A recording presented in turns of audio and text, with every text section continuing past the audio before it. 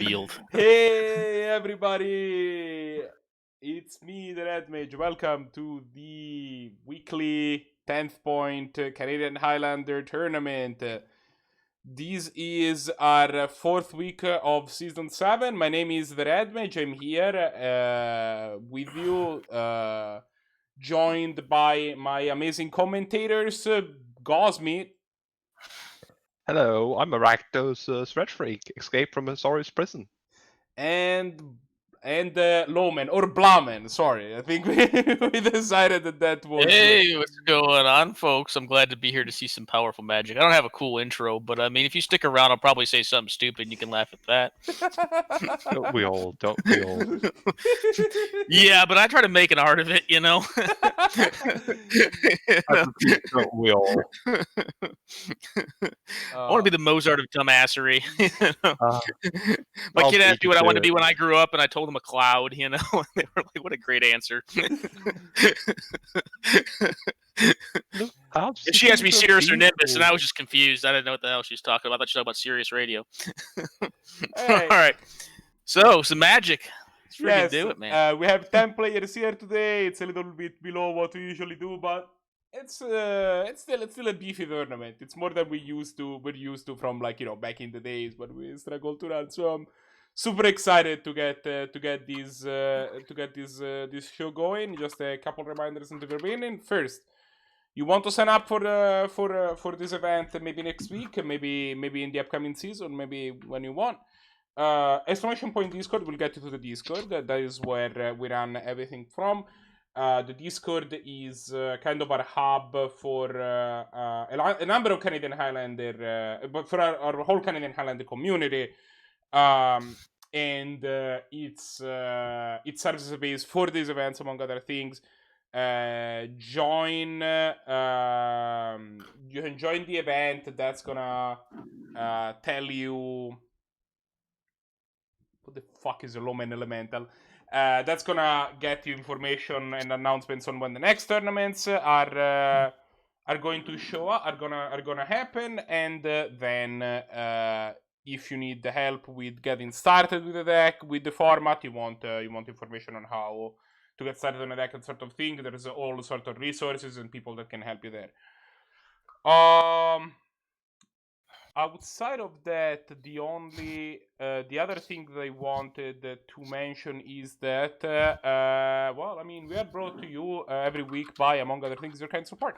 We're now a Twitch affiliate channel. We can accept subs, and if you wanted to throw on our way, that would be definitely incredibly appreciated. It helps us keep the boat rolling, which I'm not sure is actually a turn of phrase, so, you know.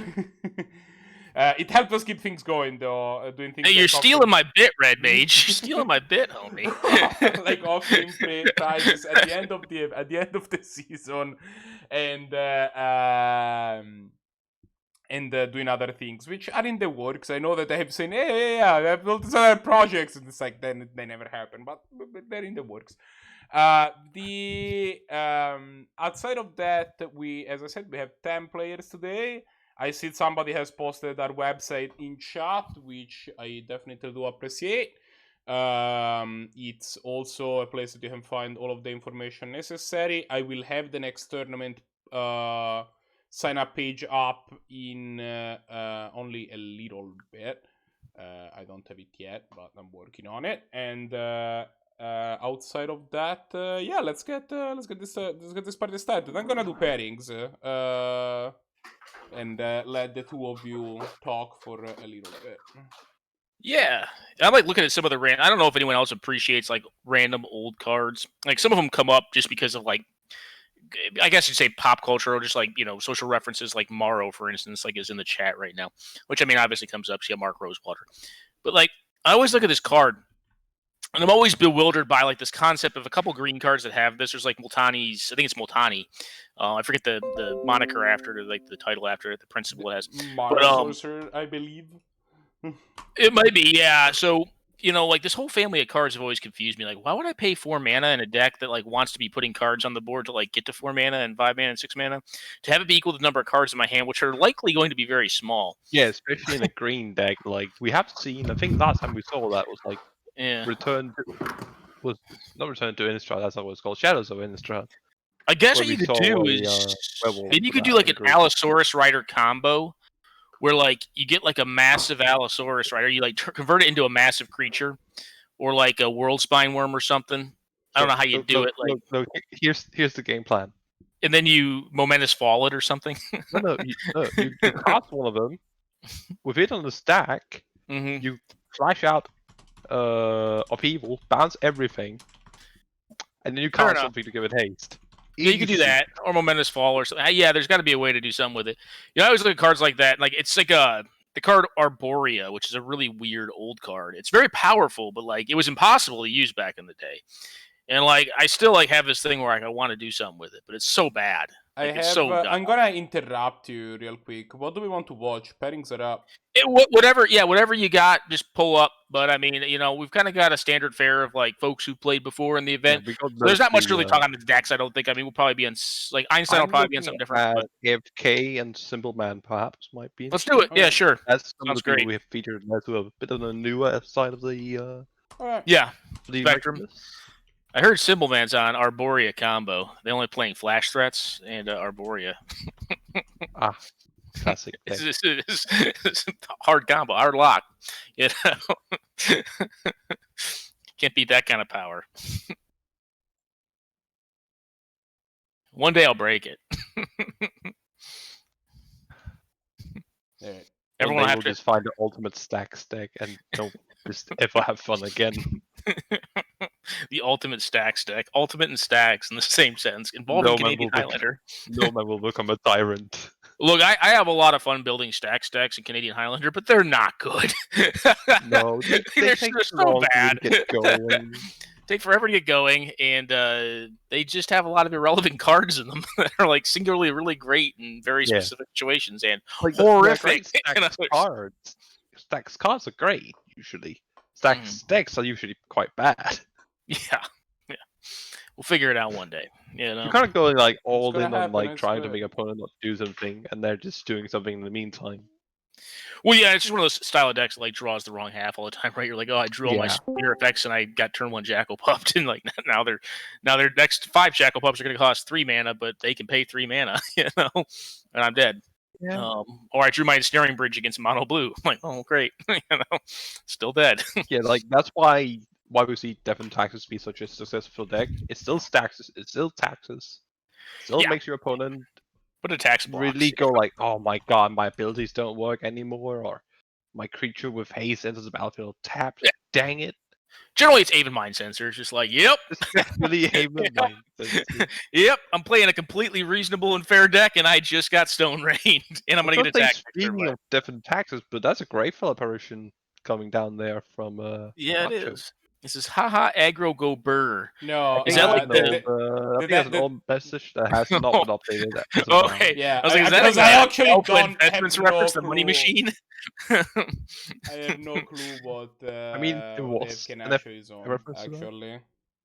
It seems like it's some white X counters aggro, maybe green white. Someone's gonna have to pull up Grateful Apparition. I believe I know what that one does, but it's not a commonly done. It sucks to kill him. One that proliferates for like 4 mana, right? It exiles an attacker or something, and it kills itself. No. Sorry, this proliferates. It's It is proliferate.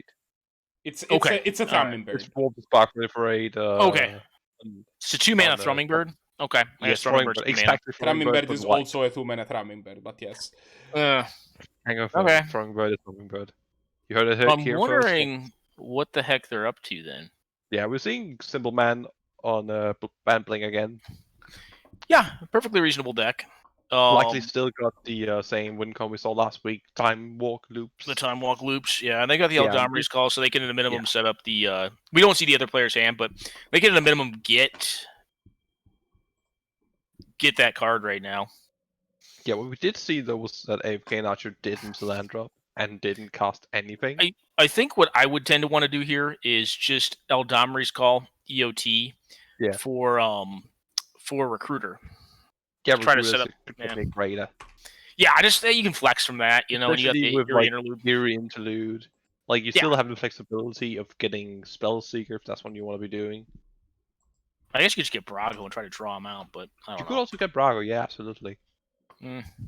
I And mean, you do Seeker is have like the direct 5 line, like just get Seeker and just go for broke. But I mean, Yeah, I like think I don't know if I you like just want that. something to do with around the 4 mana mark. Maybe 3 mana if you want to get like something Yeah. like Recruiter. The problem that Or you run maybe- into with like cards like Grateful Apparition, or they just don't hit. Yeah. You know? They just don't clock. You could even go for the straight up Spellseeker. That's what I'm saying. You could just do that, but I mean, it's more If you fragile feel like your removal. opponent's got nothing, then that feels like a really good way Well, to just they're when not they doing anything. That doesn't mean they have nothing. I mean, who wants to spend a Swords to Plowshares or a Path to Exile on a Wall of Blossoms? You know, like those are very, in my opinion, Yeah, reasonable exactly. cards, or unexpectedly absent in response to like an Ephemerate. You know, there's a lot that could go wrong with with just going straight absolutely. Seeker. That's kind of why I like the Recruiter line. It's a little more reserved, and it's like I can still get it and have access to it, But and then just build again, my if you get mana the more. Spellseeker, or the Recruiter getting Spellseeker or some such, then you Yeah. do have the situation where you can just at some point keep your Interlude and Ephemerate up and just have both protect up. it. Or look to have an interim pit play where you Eerie Interlude just to draw a card and then tutor another thing out, you know. There was like one version of like a Bant Blink that's much lower to the ground that I actually ran some like really bizarre cards in. Like I like some a lot of protection spells at the low end just to really protect. It was all in on the combo, and like, it really didn't go. It didn't have 5 drops in it, but it was definitely like they got like Mother of Runes and stuff like that just to really protect Seeker, because Seeker obviously dies to We everything. see them getting. I question that because I don't think mana is apparently an issue right now for them. But they have no lack of lands. It seems. yeah. I Okay. don't like the line of play. Like, yeah, I mean, it allows them to cycle what they drew for the turn, which is another land. It does. I mean, I suppose. Yeah, obviously that's not why they did it. And it just feels like if you want to be getting a ramp spell at 3 mana, Wood Elves, it's a fine card. But yeah, I feel like there should just be better options at that point. Yeah, like I said, I probably tend to want to go Recruiter. I mean, I could also, if you want to be aggressive, you could get the Soul Herder and like start drawing with it and making it big and maybe attacking. But I feel like their OP probably has removal. I mean, if they're not doing anything and they're on 2 mana, they're either on like a big white Planeswalker deck and they just missed. Honestly, I wouldn't have hated to just see Palace Guardian come down as well. Is that a Celestial Purge in hand? Apparently it is. Have we seen a lot of red recently? Apparently we have. Season. I suppose, yeah. I mean, I guess like historically we have. Historically, some old school blue-white control, but that's weird. Grateful Apparition? I'm blue-white sorry, flyer? I can't quite see the hand yet. It looks like it's a blue-white kind of tempo-ish deck.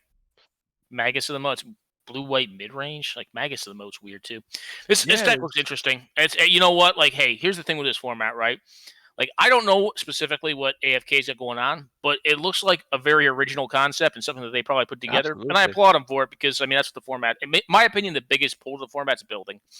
Yeah. And I won't lie, I have no fucking clue what's going on down there. Yeah, no, but it looks like it looks pretty sweet. It looks like what I'm seeing here. Like, we see a lot of creatures with flying. I think that's what we've got going on. I suppose here. I can get behind Celestial Purge. I mean, it does kind of buy you some equity in a match that's pretty bad for you. It's very much a meta call. If you see, I'd run Timely before it, though. Generally, I think I'd be a Timely person. I mean, unless you're like worried about Sui Black, which like Sui Black's not hard to beat. Yeah, but like the thing is that a lot of the powerful black decks aren't that heavily based around the permanence. Sadly. Well, except for Sui. Yeah, but at that point, you mentioned a certain other card that I'd also rather be playing in that matchup. Yeah. Oh, just Timely, yeah. Just Timely just I suppose Timely isn't likely to gain you 6 life in that matchup sometimes. Is not or is? No, generally you would. Like they clock pretty quick. They clock. It's normally big chunks. It's like 2. So we do see. It's 2/6 dead. You know, it's generally we do finally see the island come here. Regrowth getting back the coal. I mean, here's the thing, right? I mean, like this blue-white deck appears more tempo-y to mid-rangey. Yeah, it's not going to be very easy to come back, you know, from this position. Yeah. I'm still curious though why we didn't see either something like you mentioned Recruit of the God, I mentioned Palace Jailer. I tried to mention Palace Jailer as well. Spellseeker at the. Here's the thing, right? I mean, like at this point, if they go for it, they're gonna win. I mean, I guess they got there. They found the regrowth. Yeah, if they go for it, they're gonna win. They got the 6 mana. 6 mana is what you're required to do it. So if they go for it, they will win. May even see a Ghostway here just to like see if they can like pull out. Call here. Yeah, call for Seeker. I mean, you just get the Seeker and try to win. I think if you have Ghostway as well and have an next land drop. Yeah, Spell Seeker coming in here. Mm-hmm. We did lose cam deficit. We do seem to have a bit of trouble with the cameras. Yeah, the cameras are definitely blinky and black. That is from the source. They Guide. I'll ask Nacho to do something different next time they share. But like we haven't seen them. It's just... Yeah, so for the folks at home watching, what happens here typically is they'll get Ephemerate. Ephemerate can either be used immediately to find Time Walk, which it looks like it's just going to do. They're just going to go for it. Or you can hold on to it if you expect they have like instant speed removal and kind of just hold the game hostage, hold their mana hostage, which is pretty common. It's a common thing that happens in this. But if they just go for the Time Walk now, what'll happen is the Ephemerate will come back. They will use the Ephemerate to blink the Spell Seeker. And given this game state, they're going to find Neoform. They will Neoform their Wall of Blossoms into an Eternal Witness, which will get back Ephemerate, which will blink the Eternal Witness, which will get back the Time Walk. And then Ephemerate targets Eternal Witness the following turn. It gets back Ephemerate, and it keeps going forever. And eventually they just win with 1/1s and 2/2s or whatever they've got. Yeah. Once you have 10 infinite turns, winning is academic. Yeah, you just win whatever you got. I mean, you just your cards that draw more cards. And that's the thing. Like, this is definitely, if not, this is the most powerful one-card combo. There are a couple, not many. Mm-hmm. But, like, this is the one-card combo of the format. Yeah, no, I mean, Seeker's very powerful. It's very interactable, though. That's the thing, right? And kind of like what we saw happen here is... It's also mana-intensive and time-intensive. Usually. Yeah, depending on how you build the deck, though, I mean, you can go for it as soon as turn 3. There are turn 3 lines, depending on how you built it. Like, Gaia's Cradle tends to be involved, and honestly, in my opinion, the best lines tend to involve Splashing Black for Unearth, so you can cut the mana efficiency down by 2 and make it a 4-mana sequence as opposed to a 6-mana sequence. But yeah, here's the Neoform like we're talking about. They will get the Eternal Witness, and that is a fixed loop. That's pretty cool Seeker art. I don't think I've seen that one. The Wood Elf already had on before was really good. It's a judge. Where's that from? This one, yeah. I haven't seen this one before. Maybe I have, but don't ever play with the original Spell Seeker anymore. Okay, I'll play for that one because the original art is garbage. I like the original art. B, Spell Seeker Judge. Not so much as ugly. It just keeps confusing me. It doesn't look like human, that's for sure. No. Like Aetherborn or something. I'm like, what the hell are you? That one I agree with you. That said, a Judge Gift promo version of this card will set you back $84, and it is not available on Magic Online, I don't believe. It's worth it for me to remember that it's actually a human. Yeah. It's actually 2 very relevant creature types, human and wizard. Yeah, wizard, yeah. You haven't bounced actually built back in recent history with the Riptide. Yeah, it's been a while since we've seen Riptide Lab. When is that coming back? Spellseeker, I played it. It's reasonable. Go. In the right deck, it's reasonable. You can play like a 3-color Wizards deck and run it. We have the I used to play it for value in Blue Moon. Then it got kind of forced out. Yeah. But it's... Like, in Blue Moon, it's like, I don't know. Like, look, the card wasn't great, but like, once you lock people by like flickering, like by recording your Snapcaster Image a bunch, the card's pretty good. Curious about Symbolman. So there's a card we can't see from Symbolman. I liked Symbolman's mulligan. Their hand didn't do anything. Their hand had a Time Walk in it. Now, that last hand I probably would have kept, but they have Field of the Dead in their deck? Jesus, that's deep. In my opinion. I'm also not high on these lands, the Prairie Stream and the Canopy Vistas. I don't know about you. What do you think on them? Never been exceedingly high, but you're probably running them just to get the Field of the Dead going, would be my guess. I mean, honestly, their deck almost, outside of Tameo, their deck looks like a different deck at this point. Looking at that hand. We got an opposing Time Walk this time around. Yeah, this hand looks pretty slow, though. They go Fairy Seer into... Well, I think that's one of the problems with like blue-white is like, unless you get like your Geist draws, like you tend to be a little bit slower. And you're a little bit less threat rich, right? So you have this like kind of weird like aggro control game plan that's not really as streamlined as something like Rug or Blue Red. And you have less cards overall that are great at impacting the board. So generally, you rely on more counter magic, and you get to a place where like you start wanting to have some 3 CMC counters. Like disallow is probably the best one in the format. Yeah, I think once you're in blue-white, there's Absorb that's knocking at the door, but I think this allows probably a little better still. Disallows, yeah, definitely better. The stifle effect on it, having the flexibility to be able to stifle is, in my opinion, Yeah, especially powerful. because this deck looks kind of proactive, right? Like we're not like this. I'm used to like looking at Absorb and being like, "Oh, gaining 3 life is the greatest thing in the universe." But like, and I think a lot of times like people think of stifle and I think of just like how it's typically used in Legacy to like just Wasteland. It's like the 8th copy of Wasteland in a deck, which I mean I can obviously do that, but once you're using a 3 mana spell to trade with a land, like you're basically stone raining, and that's like not exactly where the style of deck wants to be. But like the merits of Disallow have just gone up over time, in my opinion, because you have a lot of really powerful ETBs, to include Thassa's Oracle, which we haven't seen a ton of in this event, but is a very powerful deck if played well and built right. And it's really good. It's very, very good. It's on level, in my opinion, with Time Vault in the format, or even possibly better because you get more points. But Disallow can help deal with stuff like that. Planeswalker Ultimates does help deal with stuff that's already happened. So it's kind of like, it's kind of like to some extent the flexibility like a card like Drown in the Lock gives you in like blue-black, where like I think initially a lot of folks were low on Drown in the Lock and all of it. I even was, but the fact that it gives you that flexibility to either deal with something that's already happened or something that will happen in the future, given it's conditional, but it's a condition that's pretty easy to manage in an attritional deck, i.e. graveyard size for your opponent. Just counter some stuff, discard some stuff, kill some stuff, and it'll fill up. The cards kind of offer that modality and purpose, whereas like a typical counter spell just does what a counter spell does, So anyway, we're getting the beats on now. Simpleman's Hand is certainly not that impressive, although with a very small clock on them, there is the possibility that we could see Lake of the Dead, or Field of the Dead, I'm sorry, go all the way. Lake of the Dead, very different card. Also a pretty sweet card, but yeah, doesn't see a ton of play anymore. It's very powerful, but a ton of disadvantage. If you're not familiar with Lake of the Dead, it's an old one, very, very old. You can probably watch Randy Bueller like win a PT or PT Chicago with that silly deck, the black-red Necro deck.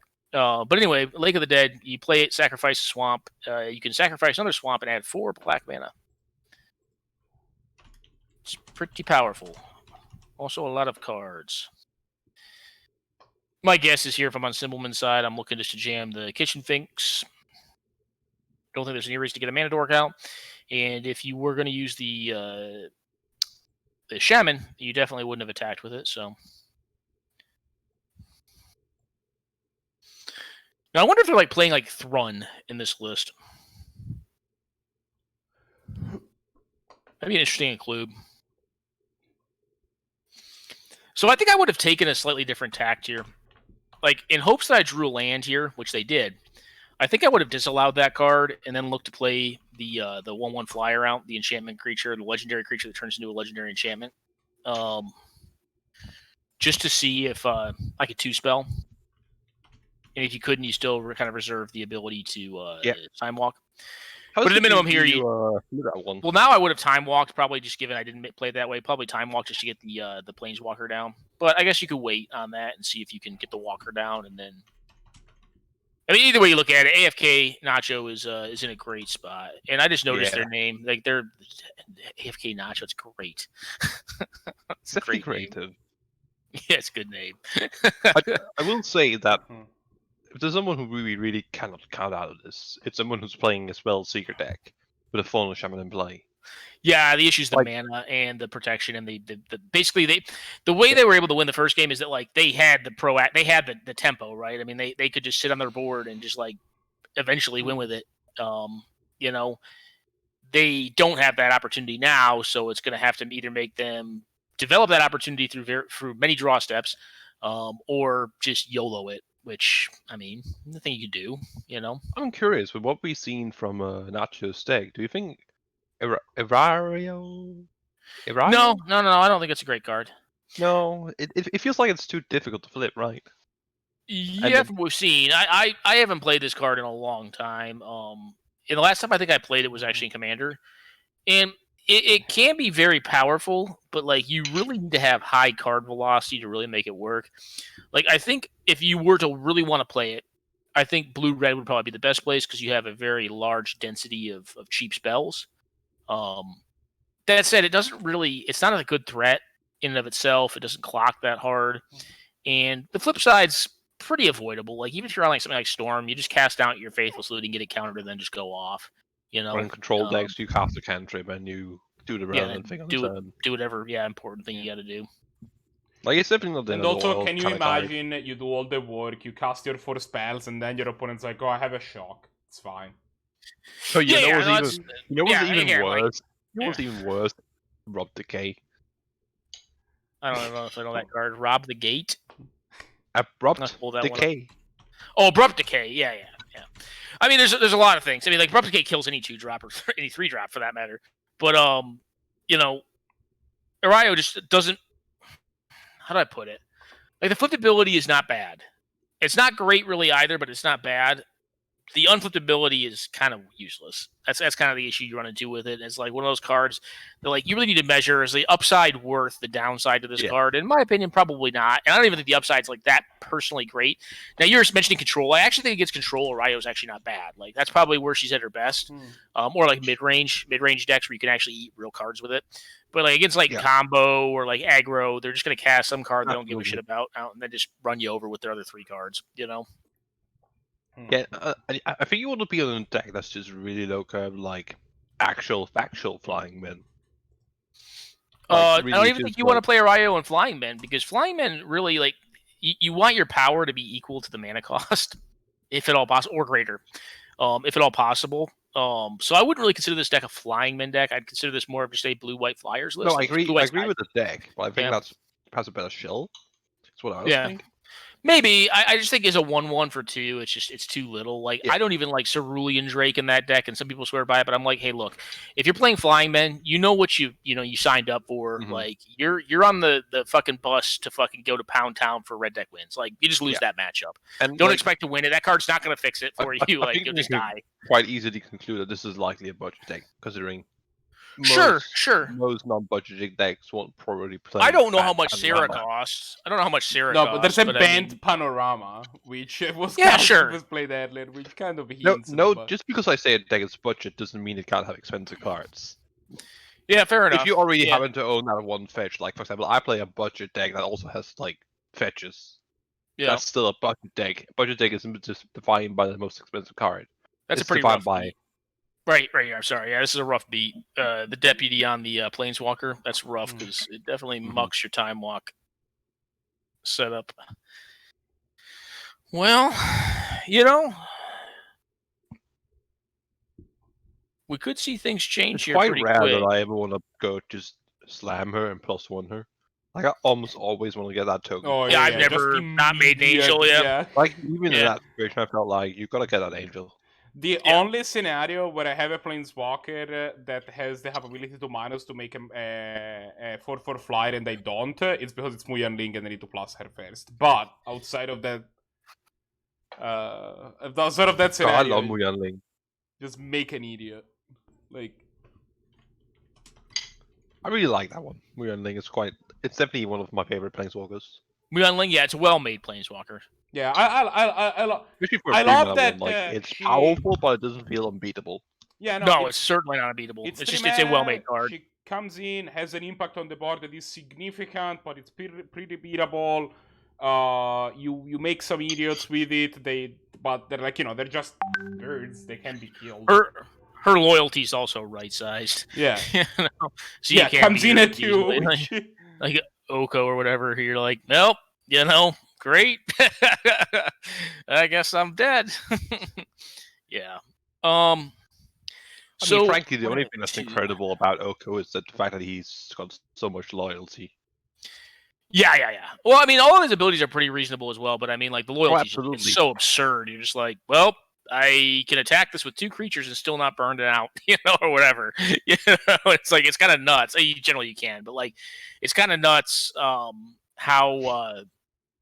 The first time I saw that card, I did think it was very good. I thought it was broken even, but it wasn't the loyalty. It was the 2 abilities. I'm like, man, you can just like muck people with this card, and or you can just turn it into a card and you gain life. It just does everything you need except for draw cards, literally. But it has positive board tempo, or it has positive board impact, and it has positive like tempo impact as far as life goes. So I was like, this card's just very, very good, and it doesn't have a lot of downside. Like I even thought the minus ability to switch with your shitty food token and someone's decent creature to Tarmogoyf was very good. Come to find out, that's really not the best part of that card. You don't even do that generally. Yeah, very bad to do. And if you do, it's because you're so far ahead with it's just like in the game. Well, it's because like you did for whatever reason couldn't quite kill them, but like they were kind of dead anyways. Generally they just die because like, and the rare occasion where your opponent's got like a Marital Arch in play, and you're like, haha, cute. In Legacy, you end up in this scenario sometimes where your opponent has a threat that is incredibly high value, and it's like, well, we could do this thing where neither of us has a Leovold, but given the option, I'd rather I have a Leovold. That sounds better, but like that's a very fringe. Well, Leovold or Uro. Uro's another one you can. Actually, no, it's power, right? It's power on that card. Yeah, I thought it was CMC. Like I said, I've done it one time. And I was like, this isn't that useful. I can just kill them. Oh, that shows up. Yeah, it's power. Yeah. Well, no, I used it one time, and then like I was just like, I don't need to do this. I can just kill people with this card. Yeah. Leovold, I think, is the scenario where it happens because you're like, wow, this card is so powerful if I get it. Yeah. Alrighty. So can we draw a removal spell? If we draw a removal spell, I think this blue-white Flyers deck can possibly get in there. The stream just got a little fuzzy for me. What's that card that was just drawn? It looks like an oldie. But yes, Elephant's Gift, which is the Modern Masters, Modern Horizons, Beast Within for white. Ah, okay. Generous Gift, not Elephant's Gift, but it definitely refers to that. Yeah, it's got a big elephant on a golden plate, I think. It's great art. It's just ridiculous. All right, so they're going to search for a Restoration Angel. Just... ugh.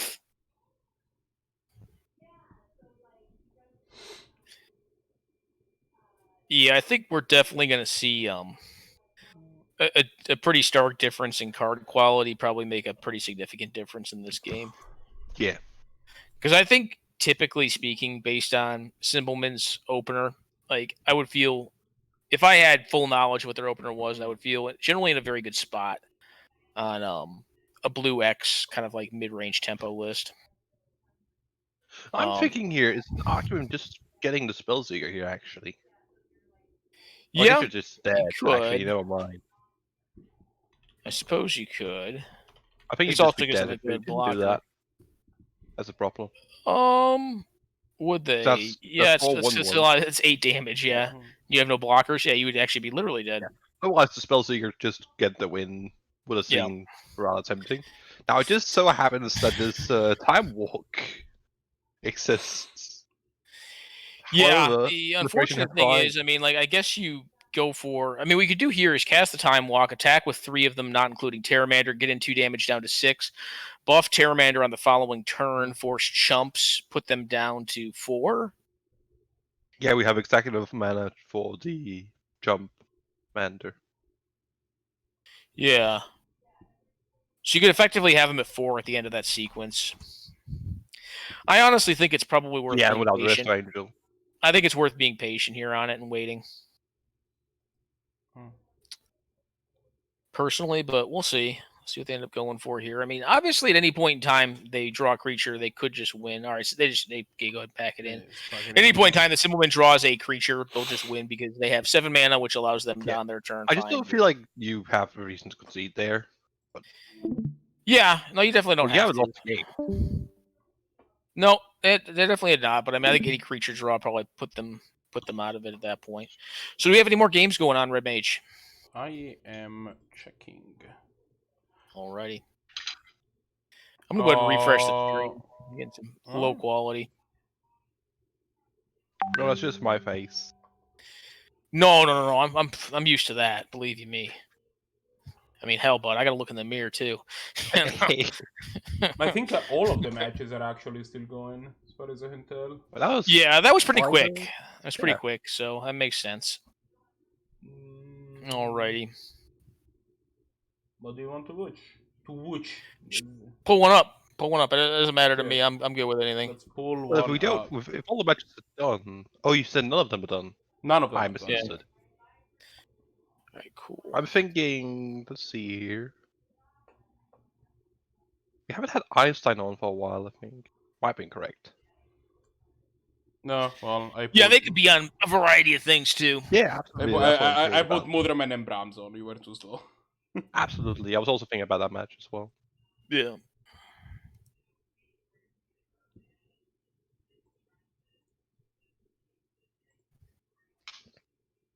Brahms is on some sort of big white artifact ramp deck, it seems. Oh, on the big white. Going big We're white. on. Yes, we're playing mono white. Yes, we're also playing Yugen territory. Also, we're playing Bottle Cloister territory. I like it. It's definitely neat, and it's definitely wrecking Mudra right now. Or the deck name's not updated. No, I literally Oh just no, moved they're to currently not here. updated. I am, No, it's I'll the, update. I'll update them latest. presently.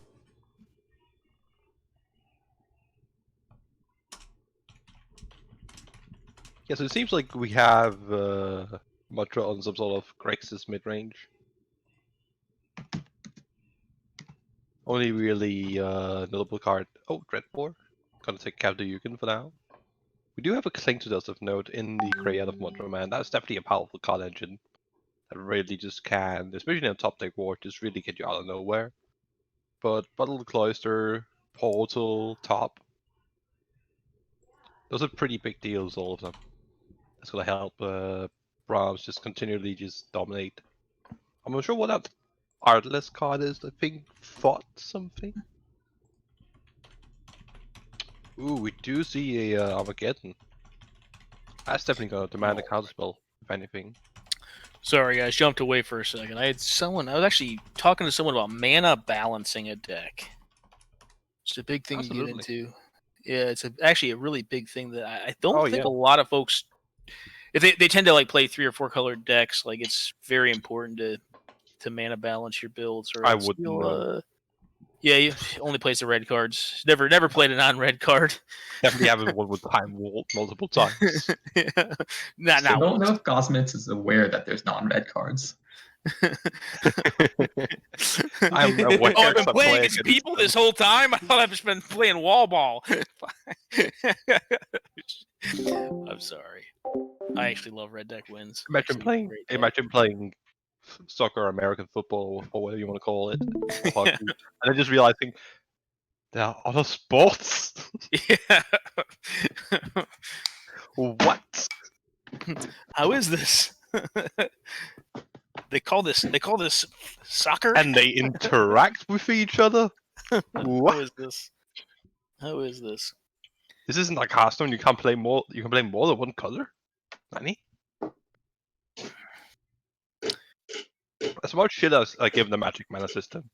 I really like the way they end up the mana or what that system works. On that aspect, like there's definitely some problems in the feel bad area of how mana screw can really impact you. But the fact that you also have to take the mana base into consideration is also a nice aspect of Magic. So it's kind of a like bit of a interesting situation right there. Is Brahms on mono white prison? Yes. Okay. I'm not sure if I'm gonna call it prison. I'm not. That might be too far. But definitely some sort of. I mean, there's a bottled cloister on the battlefield. Yeah, this is definitely a snaring bridge deck. Although, have you ever had a bottled cloister get blown up? Oh man, does it feel bad? Oh god. Oh, it's one of those cards you really got to play when you're all in on it. Like you just can we get bottled cloister up there, Marco? Yeah. Oh, bottle cloister, yeah. So for folks at home who are not familiar with bottle cloister is actually a common combo with a card called Ensnaring Bridge. Bottle cloister basically has you draw 2 cards a turn. You draw one during your upkeep, but at the end of your turn, you exile your whole hand, and it's all based on triggers. And on your opponent's turn, you don't have a hand, so you are not playing reactive cards generally. One of the problems with Bottle Cloister is if it gets blown up, your cards just stay in exile and you lose your whole hand. It's very all in. Basically, it throws your card each turn. The price of not being able to keep your hand on your opponent's turn. Yeah, which can be a boon in some cases. Obviously, if your opponent's playing a deck with hand attack, it protects your hand from that. And if you have a Ensnaring Bridge in play, it means that only 0 power creatures can attack. Noble Usually, Heart not a card can you get do in with for hanging lethal. alongside counter spells. I'm sorry, what was that, guys? With it? Sorry, I'm eating. Okay. Usually not wanted alongside counter spells. No. Bottle Cloister's kind of like what is it? The fires, fires of invention. you don't do anything on your OP's turn. There is the Ensnaring Bridge. I think it's Grixis though, which I think in general is so. Prison does not tend to do well against blue decks. Blue decks tend to basically, how do I put it? Like without saying, like basically blue decks do what prison decks do better in general. I think. They if they're a blue control deck, they tend to have very similar strategies, but they have a higher density of flexible cards that can kind of overall accomplish the same game states, which is like the other player is just done; they can't do anything anymore. What decks really in like these type of decks really prey on are like mid range. Mid range and like honestly, Or like Bailite for that sake to some degree.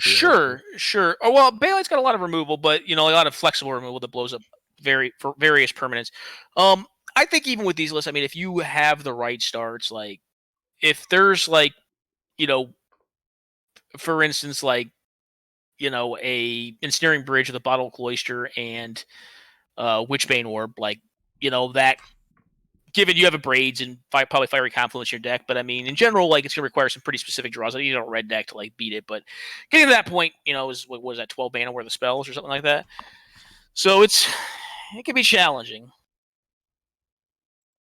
It can be challenging. That's kind of what we were talking about at the beginning. Is like prison can run into some issues that way, but they're clocking away. Absolutely, like it has a fine option here to just take its time because. In a position where the opponent has one card in hand, it also just happens to be an Inquisition of Coastal Lake, which not that relevant against a deck like you mentioned that has Bottle Cloister in play. I think here, like Brahms needs to just bite the bullet on it. Like you play out your Crucible, you set up your Inventor's Fair. If they have a counterspell, they got a counterspell. It's not going to get better. Like you're not hand attacking them. What do we have? Close Quarter, Prismatic Vista, and other fetches. Is this like Mono White Prison or Big White? I would call this. I built a lot of different versions of Big White. I think you can build like Big White where it's more of like a mid-range Big White where it plays a lot of creatures. Yeah. I think it's more prison-y. I agree on that one. It is a prison deck. Yeah, I think you can call it Big White though. Generic. It's fine. Big White Prison. That sounds incredibly racist. Holy crap! That just sounds like America. Jesus Christ. Okay. Politics. Please. So what would actually be funny is you could actually use Ancestral Recall to make your opponent draw cards with Bottle Cloister to attack them. Like draw some cards. Yeah, the targeted troll. You can draw cards so I can Inquisition you. That was not a very good recall, unfortunately for them. It was a highly medium recall. That's how you win.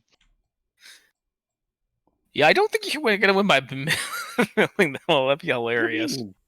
I see no problem with this line of thought. Unfortunately, I don't know if that works out, but it'd be cool.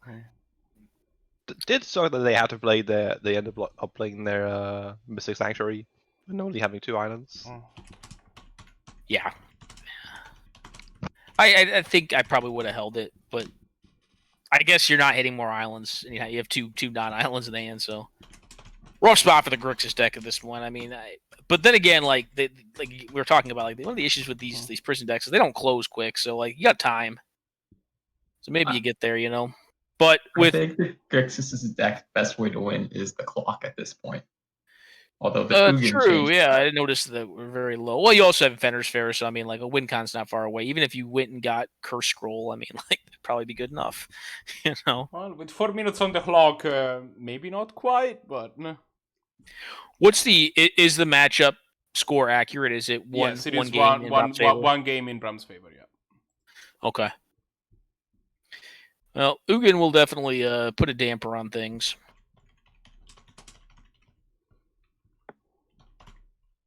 They also have no maximum hand size due to their thought vessel. Not that it matters because they're always gonna have 0 cards in hand with I their just- fill out set, but just find it hilarious. Just find it funny. They have no maximum hand size. It's like the mixed bag of prison cards. They just like all do these things, and like sometimes they work out real well. yeah. Prison definitely is the deck that has the most wild lines of text across its cards. Oh, absolutely. Yeah. This is static orb. I know on the other end of the spectrum you have back row, which is usually just her 1 mana 2/2 burp. Yeah. It's not a bad strategy though. It works. It Trust does its me. work. It does its You job. put together enough idiots with 2 power, they win you the game. Yeah, eventually someone falls over. Here's an Orm's chant and a fumigate. Oh yeah. Fumigate? Oof. That's a He can bad- exile all artifacts. Oh. No, Fumigate doesn't do that one. That's its route, I think, or Oh, maybe yeah, it's Yeah, cleansing. that is Cleansing Nova. Yeah. Yeah, that blows everything up, doesn't it? It's the instant speed Yeah. one. No, Maybe Fumigate is a 5 mana sweeper that gains your life for each what's one's throw. Faded Retribution is the Yeah. last thing that blows up everything. It's instant speed. oh, but that's more expensive, I believe. Faded Retribution, blow up your own Bottle Cloister on their turn. Oh. Just planar cleansing, you coward. Orange Fun- Chant. Not Fun looking fact, great. I play. Well, I it'd play... be quite great if we had a scepter. There's a fact. Yeah, you need to have the Scepter because you have the Bottle Cloister, so it's not stopping stuff on their turn at this point. Well, there's some magic cards. There's these 2 counter spells, but the Ugin's already resolved, so I don't think any of this does anything. I don't think this mana leak will ever do anything in this game. No, that's done. Like that ship sailed. We're kind of The down. logic It's not- finally doing stuff. Across your graveyard. The logic not the worst. I think you just want the lands. I don't like this filing. I want to split the I mean- lands more than anything. No, the only relevant card. Oh, huh? Toxic Deluge keeps him alive for another turn, 2 turns. Yeah. I feel like at this point, like, I mean, you're destroying them cards though, because these like Spirit Dragons can't attack, or these like little Spirit things can't attack. So you're just putting more cards in their repertoire, right? I mean, the spirits can attack. The 2/2s. There's Humility, which As is a long as strict we hit. have. Oh yeah, we didn't ever play the right.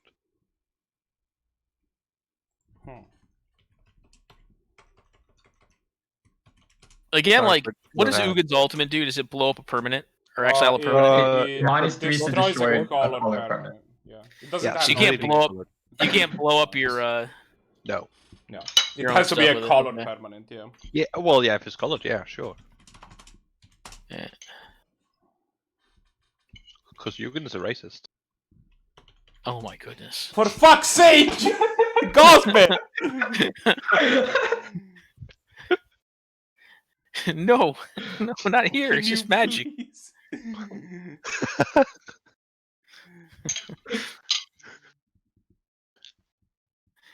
All right, I got the Giddy and the big Gids. The big Gids. But yeah, no, I'm just not really seeing how Modra comes back. Except No, for, like, I would have one thing. conceded. There's one thing that they could win on. I That's think fine. he could have. Upheaval. I think yeah. he could have won if Ugin wasn't drawn to Yeah. time. I But do think that if somehow Modra wins, that they will have to start the game. Yeah. Because I'm no, not I sure have faith Brahms can Brahms finish is the going game to in win with 20 this seconds. time left. Although, you know, be the best is if they like played like, oh, okay, they're gonna concede. They played Nicol Bolas and then stole the Ugin. Like, get in here, buddy. Get over here. Get over here. Yeah. Okay, let's go back to the booth real quick. To the 80s? I think we still have Einstein's game going. This one? No, I have the results. Oh, never mind then. They were just sitting in their own room. That's why I was thinking that might still be going. Yeah, no, I have the results. Einstein got it 2-1. I just want Hey, to gentlemen. remind people. Yes. I was just gonna let you know I'm gonna take a quick break. I'll probably be about 10 to 15 minutes, and then I'll be back in. I gotta take care of stuff on this end. Absolutely, take All right, your I'll chat with time. you guys in a bit. All right, guys, enjoy. I just wanted to remind people I have set up the exclamation point next event command. So if you want to sign up, that is up.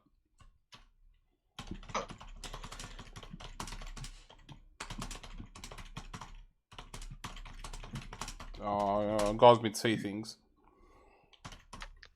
Things. Thanks. No problem. You got it. No, but we do see some interesting things in these kind of matches. And that is showing the diversity of the format. And even just a powerful pile, a consistent deck like a Grixis mid-range control deck, not sure where that lies in the spectrum, can still be beaten by a deck that, as Snowman did point out, was maybe not the most favored. Which just really shows the power of what specific cards can do in a matchup. And the power of just even an undercard deck. 1 second. I mean, if we're being honest, Bottled Cloister, OP. There's a lot of cards in that match that seem a lot more relevant in a long game, especially from the big white side. But Yes. we really didn't. I only saw the ending of the game there, but we really didn't know how controlly the Grixis deck was actually going. No, it wasn't really. We didn't see any threats. We didn't see any planeswalkers. We didn't see much, except for Darkslake Shores. No, sorry, not Darkslake Shores. Creeping Tar Pit. We did also see a Darkslake Shores, but not a good win con usually. No. Until you animate that card. But no, yeah, like we're pointing out, like someone's pointing out, like Candace is saying, an early card advantage engine like the Portal or the Cloister is, especially against control, is how they win the game. If that just gets to stake, which against, especially if they're not playing green and white also, just relying on maybe the Abrade and the calling command that type of deck may be playing. There's not a lot of options they have to deal with those type of cards. They're there, they exist. And some of them are just bounce it and hope to counter later or discard it. With like, say, Cryptic Command bounce next turn, Fort sees it. So it's definitely a bit of a gap for them to like deal with a portal that's like stand on turn 3. Especially if it's, or even turn 4 alongside a Silence. Which is one of the reasons I presume you play cards like Silence, because it feels like to me, like, against aggro, yeah, sure, they slow them down a bit, but like, if you play it too early, you're not getting enough mana out of it. If you play too late, they're already established on the board usually. Against mid-range, you're already kind of good in that matchup. So I suppose that's not why you want the silences. Against control, I guess it's one way, and I think this is where the silence is best. It allows you to like get out, or at least try and force out from your more important pieces. And lastly, against a combo type deck, you have the problem of, yeah, you could say, oh, they're gonna combo off this turn. I'm gonna play a silence. They can't combo off, or at times, even if you're lucky, you can stop them mid combo. But usually, they have the time, all the time in the world, to just set up again, especially if they're like a storm type deck, and just take their time. It's not very much. Yeah, it's definitely a good way. Oh, okay, you're running the Isochron Scepter lock. Yes, and for people not familiar, Isochron Scepter is a artifact from the Mirrodin block. 2 mana for an artifact that says imprint. When it enters the battlefield, you may exile an instant or sorcery card with converted mana cost 2 or less under the Isochron Scepter. And if you pay 2 and tap the Isochron Scepter, you may cast a copy of the exiled spell. I do believe we're seeing a new game here between Einstein and Zannty. Yeah, we're off to the races, and by off to the races, It I does mean seem like we have the. Now I'm gonna make a bold guess here and say that is not Zannty's hand. what? Why not? It's full of Oh, random. never mind. It is. It has It just didn't blue look and like a blue-red blue and tempo red start. cards. It's like I mean, yeah, but like I just figured that there was like no tempo cards. That was just my I thought. I was like, I mean, this one looks of more the like a good blue moon things. start than anything else. To be fair, one of the good things about playing blue red tempo is that you get to play a bundle of cards that are just good. Oh, absolutely. That is definitely. Yeah. I think Seems like Einstein back again, stealing decks from Bailite, who's even in the tournament this time around. Possibly a different list, maybe two of them it himself. I'm not sure, but it does seem like they're on a Abzan mid-range this time around again. I mean, Bailite has had a lot of success, right, with this list, so I think that imitation is not completely out of the questions. It's definitely a type of flattery, at least. That's what I heard. Especially if it's specifically your list and not just your type of list.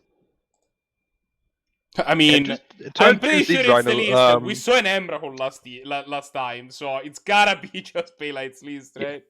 Yeah, we're just seeing like the power of like not just the Mox, but even just like Wall of Blossoms here. Just giving your turn to Siege Rhino. It's a real big deal, especially against a red deck, which is gonna have a tough time dealing with it. Blue-red deck. Oh, you mean Wall of Roots? Like they either have to bounce it, or they have to double burn it at least. Yeah, Wasteland here, I really like this line of play. Just make it awkward for your opponent to do anything. Probably play a Knight, I think. And just make it a 4-3. I kind of like that. Just put on the pressure. Could also see you playing the Skoos. But I just feel like with nothing to eat currently, that does not feel worth it to me. Yeah, you can play the Skoos at the point where at least you can kind of try to sneak under the barn spells, basically. I mean, if you don't have any other threats, you'll play it. But in this case, you have another option that even uses your mana more efficiently. So that's where I would start.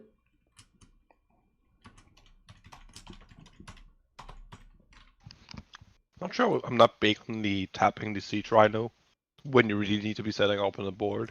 I suppose I don't think they have the Fairy Mantle at that point. I might have been incorrect on that one. Bailite mid-range. Or as Bailite would call it, control. Which I think is quite valid. I think it's the opposite. Like, time I brought control and Bailite yelled at me.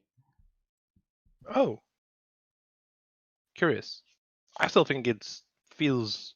I mean, it's definitely 100% on like the in-between area. Like, it's not full control, it's not full it's kind of mid-range. like a control mid-range deck. It's a slow mid-range deck. That's what it is. Slow range. Yeah, Cannonball here is really big. Like, it is going to end up getting counterspelled. But it's still going, yeah, now you have to counterspell this. You're going to one next turn, likely. You can't even, like, play your untapped red source now. You can't activate Chivalry after 2 turns. Like, things are looking quite bad for Zannty here, honestly. He is going to get, like, 2 threats down this time around. And maybe going to be able to... You can deal with one of the creatures with the Fiber Confluence, but that just kills both of your creatures. I'm having a hard time seeing how Zannty comes back in this game.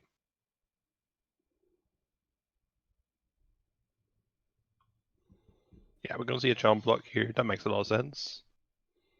So you can kill the wall and the Skoo. You can kill wall Skoos. I haven't used Skoos and pass a turn here. There's an argument for Yeah, I would not put in the Fairy Vandal. I think you put in your plan is to be like jam the Fiery Confluence, kill everything but the Rhino, and then you figure out the Rhino later. Granted, there's a prime time in Einstein's hand, but it's like quite far away from I casting. agree with you 100%. Yeah. The one problem with that is you need an untapped red source, which you have to hope to draw. There's a Steam Vents in his hand. That's great, but do you want to take 2 from that and then 4 from the Rhino when you're at 5? There's also a Shivan Riff in his hand.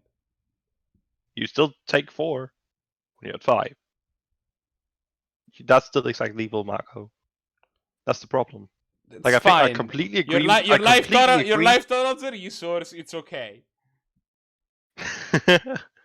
No, I agree with your line of play. I think that's 100% correct.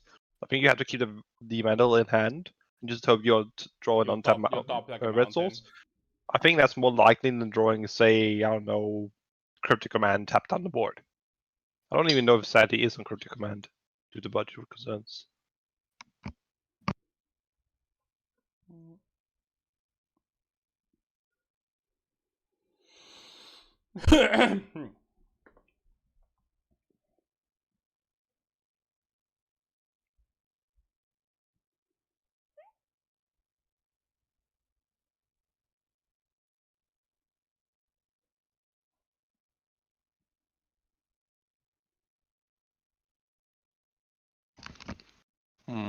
Can't say quite tired if they had from Einstein. Yeah, I was gonna say it looked like a mulligan. This looks better if it has the green mana at least.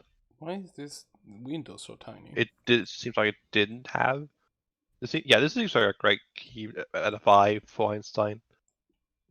Probably keeping 2 lands and the rest, I presume. Maybe even ditching the Death Right, but it just doesn't seem right. Zannty's hand also seems quite solid. Bit awkward with the Castle Vantress when you don't have a island. Yeah, I think that what But, you we'll know- see is we're gonna see him lead on a Git prob, see if he peels an island, and if he doesn't, he's going to play the castle top. He doesn't have much in terms of turn I'm one not play. sure on that because you do have the Fairy Vandal, and Fairy Vandal good action is just a 3+1/+1 card. Yeah, okay. So you're thinking maybe just Yeah, just I slam think the we just land do the top castle. And then, depending on what he sees from Einstein, he probably just goes mountain, pass, and, yeah. and either just If- impulses for something he needs. Yeah, if there is a blue or just source, Baravandals. if there is a blue source drawn, he can go like Fairy Vandal on top, True Name Nemesis, Gitaxian Probe. That's kind of crazy.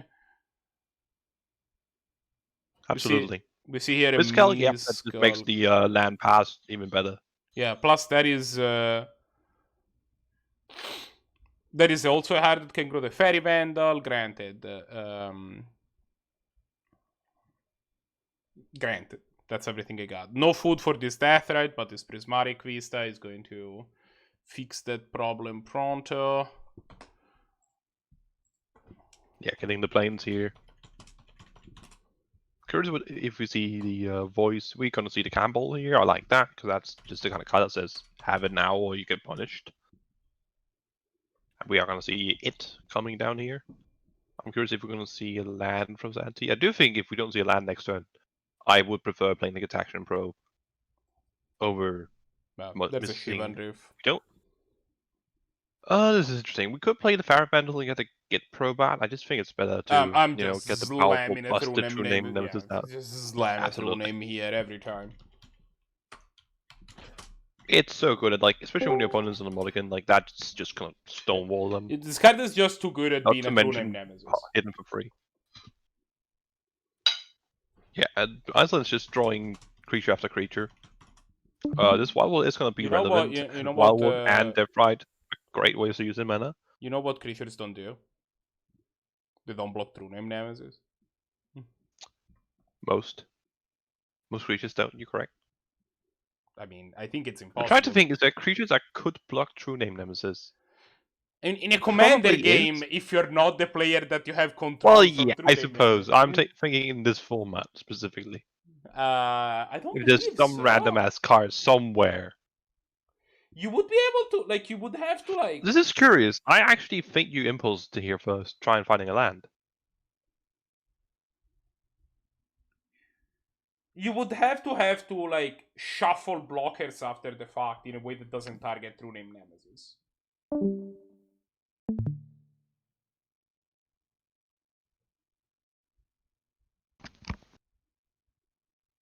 I know there are ways to remove the protection or ignore the protection from the True Name.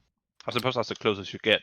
Yeah, I mean, there's way to make things look hexproof and or indestructible. I don't know about protection though. I mean, technically Humiliate does it, but Yeah, okay. Well, if that's true, if humility is on the field.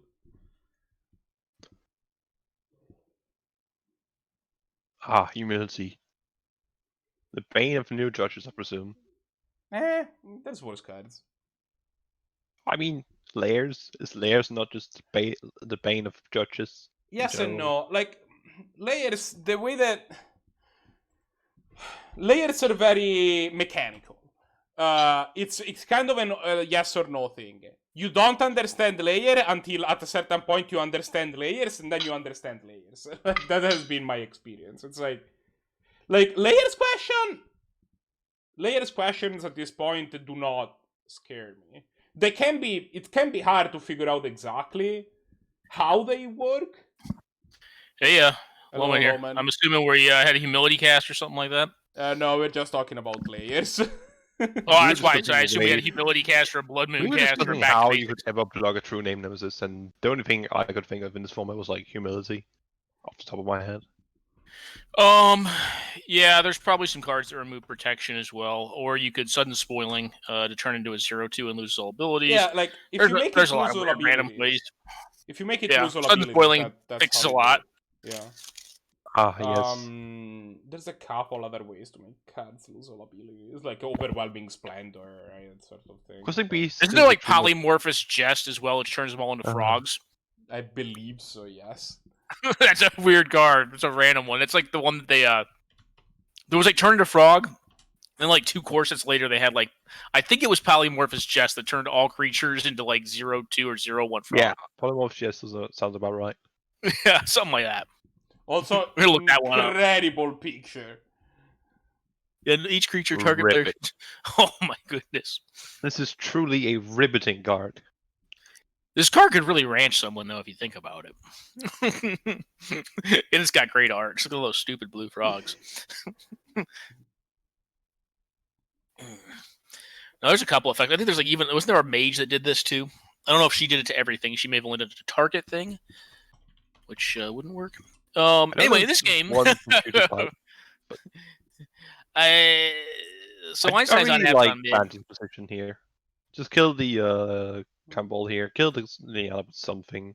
For sure. You have Impulse, Spell Snare, and Into the Royal available.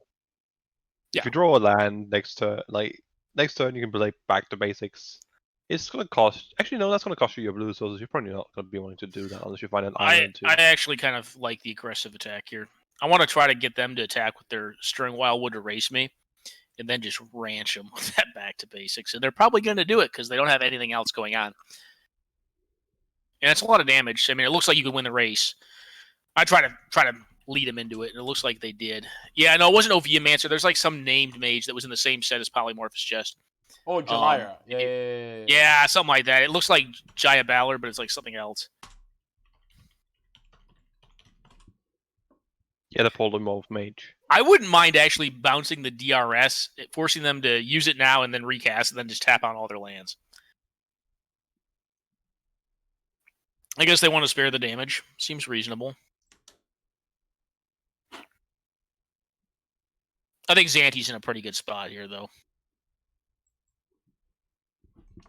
Yeah, we're just gonna see the Impulse here. See if they can find anything of note. Impulse? I'd B2B him. I think we I'd might just also see B2B that him one and try to as well. win, yeah. And you got a Hopefully we 2-turn just- clock. They I don't just have a imagine 2-turn clock. First, see if there's anything better that might help. There is. Yeah, I mean, you could keep a Crackling Drake Drake. feels overkill. I'm not sure what the options were, but I don't feel like that was really needed. I'm not sure why we don't see the true name getting in there. They want That to cast feels the like- Drake, but the Drake's Yeah. turn slower. I don't see the point in waiting. No. Maybe they're afraid that like their last card's a reactive card like Abrupt Decay, but they would have used it on the fairy by this point, I think. I would have They're at afraid least. of getting ball lightning. Yeah, out of Bailite's decks that Einstein's running. That'd be ground shakered. Like, I'll cast my Earth Shake or my Ground Shaker. Ah, Crown Shaker. What a card. There's a lot of folks who love that card for whatever reason, just because it's weird. What is the green, not Ground Shaker, but the actual green ball lightning? No, it's literally Ground Shaker. I think it is Ground Shaker. I was thinking Force of Rage? No, Force of... That's Force red. of Savage. Red. No, You're thinking of Force of Savagery. It's the. That's the one. That was the one I was thinking of.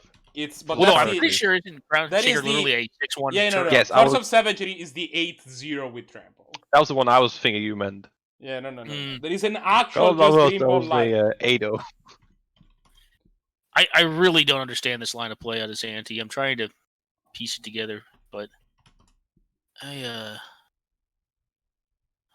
Groundbreaker. I That's don't know. why I couldn't As find little it. as I understand it, I mean, Groundbreaker. I'm sorry. Yeah. Yeah, Groundbreaker. Yes, that was. I'm the one. sorry. Yeah, that was Ground Shaker. I don't know. I mean, it's close enough. Yeah, Look at yeah, that thing. close It's just- enough. It's just yeah, like I'm sure it shakes the ground too. It probably also You know, shakes I don't the- play it. I've seen it a lot, but I don't play it. No, I You was know, just I don't looking know. it up on Scrapbook. I couldn't find it. It's, like, It's what is really this a card? bizarre card from the standpoint that, like, it doesn't really do a ton for a green deck, in my opinion. No, I mean it's from the Future Sight where they were like, what if? Yeah, it's what just if our time other- shifted. Like, Yeah, I mean, so it's like, yeah.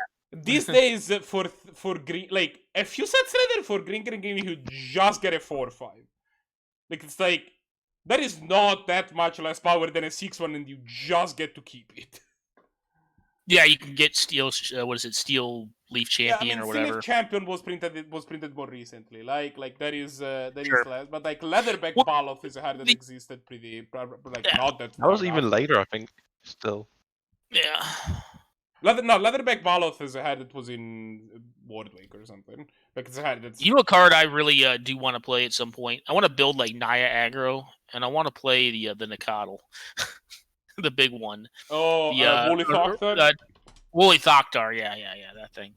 And Fiery Justice, oh, that's an A+ card right there. do we go What? all the way and play the 5 color and Play just the go what? full on tribal?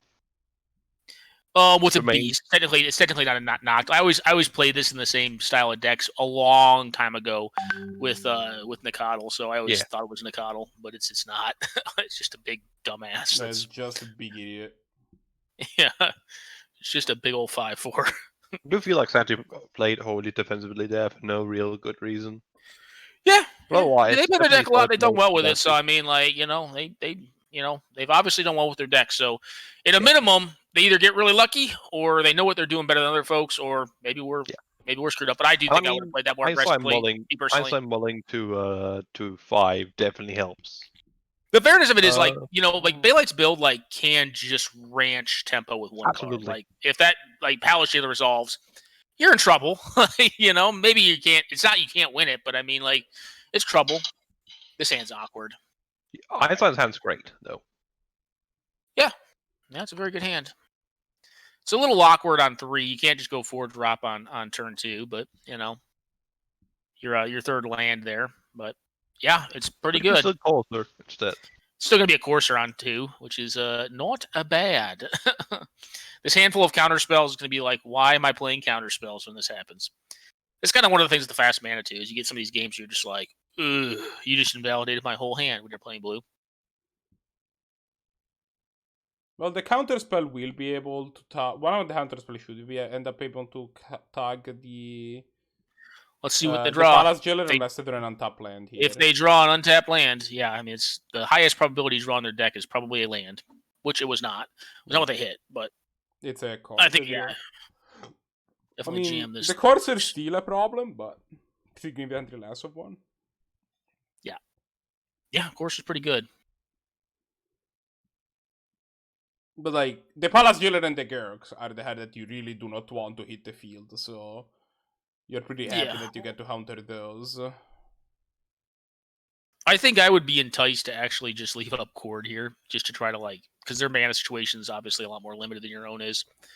Just find a Tarmogoyf, and see what they do. They'll probably counter it, and then just resolve your Jailer and win the game. Yeah, you can only cord for 1. No, I guess you can tap the Horser and you hold cord for 2. You can Cord for 2, yeah. You can get a Goyf. Nice double red card. Mm-hmm. Yeah, no, this is gonna be an uphill battle for sure. Unless some sort of crazy the one way I see coming out of this in the green is gonna be I mean, Zannty does some get sort of to sequence. counter the first few threats that Einstein has of access to. Yeah, but you're not doing anything and you're on tempo. If you're not damaging them while I'm you're countering curious, spells, you're yeah, not doing anything. So Do you prefer keeping the miscalc over the mana leak? yeah, it cycles. You're gonna need to find something relevant. I actually do kind of like keeping it. If you ever get a turn off where you can cycle it, you're happy because you're mana shy and you need red mana. You also probably need a Price of Progress draw to win this game if I'm in their spot. But your limit's going to be on mana at this point, so you would rather transmute that card for a new card, like a land card, ideally. especially with Into the Royal as well in hand. Yeah. I am curious what card we're going to see down here. I think we're going to say you want to save the Palace Jailers who. Oh yeah, you want to resolve that. I would just literally cord on their EOT and be like, "Hey, what do you got, bud? Counter it." Like that. What is that called for 4, I believe? Yeah, they're looking right now their deck, so they're definitely cording. They're cording for 3 here. 3. Sorry, I missed kind of. Yeah. I kind of like doing it the turn prior, like immediately. I'm like, all right, if all you're doing is hitting on mana and I have board, you win or something, that's fine. Like, don't do it. Don't fall for it, Einstein. Campbell's pretty great. Einstein's far more aggressive than I am. I don't know if it's aggressive. I would definitely look to court him EOT and then just do this. Like when my opponent's just going pass. Yeah, you know they don't have all lands in hand because they're not playing their lands, so they either have all red cards. I do really like this ready play though. Now that you come to the line. Yeah, I mean the way this gets punished though, like as opposed to the other line, is that now you've expended your reanimate, and if they for whatever reason have a flyer, like you can start playing switcheroo on the monarchy, which isn't per se disadvantage Einstein whatsoever, but it's not the best. It's it doesn't, but Zannty's deck is full of cheaper cards, and he needs to hit his land drops more, so it does. Well, they're going to steal it right here. They're probably going to steal it immediately with Into the Royal, be my guess. I mean, maybe not. But the problem with that is that then we're going to see the Palace Jail again for what? To draw yeah, but then you look to get a Crackling Drake activation, I think. I think we're going to try and see him kill the Palace Jail instead. They could, yeah, that's reasonable. Yeah, gain back to tempo, advantage. Just rely on that aspect. Yeah, seems fine. I wouldn't have honestly minded like allowing them to cast the Jailer again if it gave me another shot at finding a red source to cast the Crackling Drake, which is another very reasonable way to win this game. How big is the thing? I don't hate using this. It's a 5/4 right now. It's already a 5/4. Yeah, it's big. Drake gets real big real fast. It's the one card that we were talking about in that one game where like I don't think Gosman, were you on or was it someone else? We were like talking about it, and I was like, and everyone's like kind of writing Zannty off, and I'm like, well. They have Price of Progress and they have Crackling Drake. Like that can add up to like the other OP was like 33 I'm not sure if I was in that game. I remember I was they can still win this. It's like Price twice, plus a Crackling Drake on 33 is not that much. I like personally do not like Crackling Drake in the Zannty's deck. It feels too expensive and awkward. Yeah, I'd even rather be playing like one of the 3-mana ones over it. Like, I'm sure they're playing all of them. I'm sure they're playing all of them. Like maybe I'm wrong, but like I've seen Crackling Drake ever. I feel Crackling Drake is. You might be right. For starters, like let me say this: you might be right, and Crackling Drake may be wrong in blue-red tempo. Overall, I don't know specifically if it is or not. Either. I play it, and I can put it this way: if there was a 4-drop that I want to play in that deck, outside of Jason Cryptic Command. It's that because it does just murder people flat. Like it's one of those cards that like it's almost a pinnacle of an example of like if I untap with this, you're just dead. Like because it normally is like a 20. While still not being the case of they play remove the Doomblade or whatever. Well, and you don't feel that horrible about that either because like you already drew a card off. Exactly. You're gonna just getting a free card out of him and taking a turn up, but.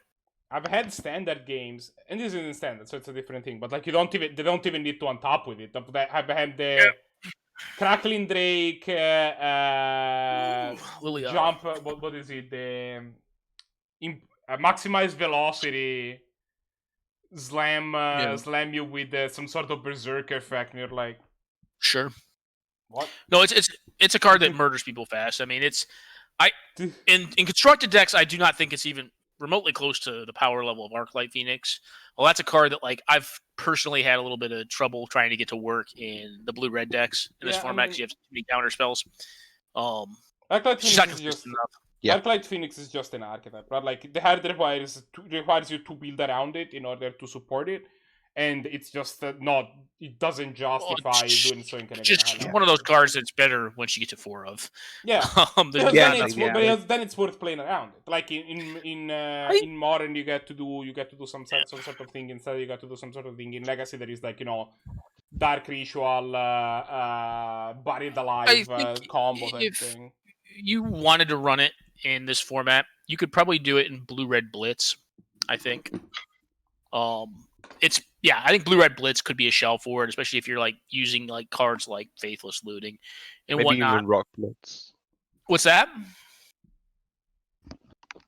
Sorry, I lost you, bud. What'd you say?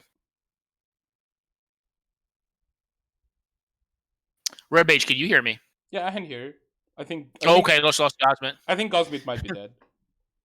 Oh, okay, that's unfortunate. I'm sorry, No, Gosmit. sorry, I was chewing. Did America send the helicopters to you? Yeah, basically. I knew too much.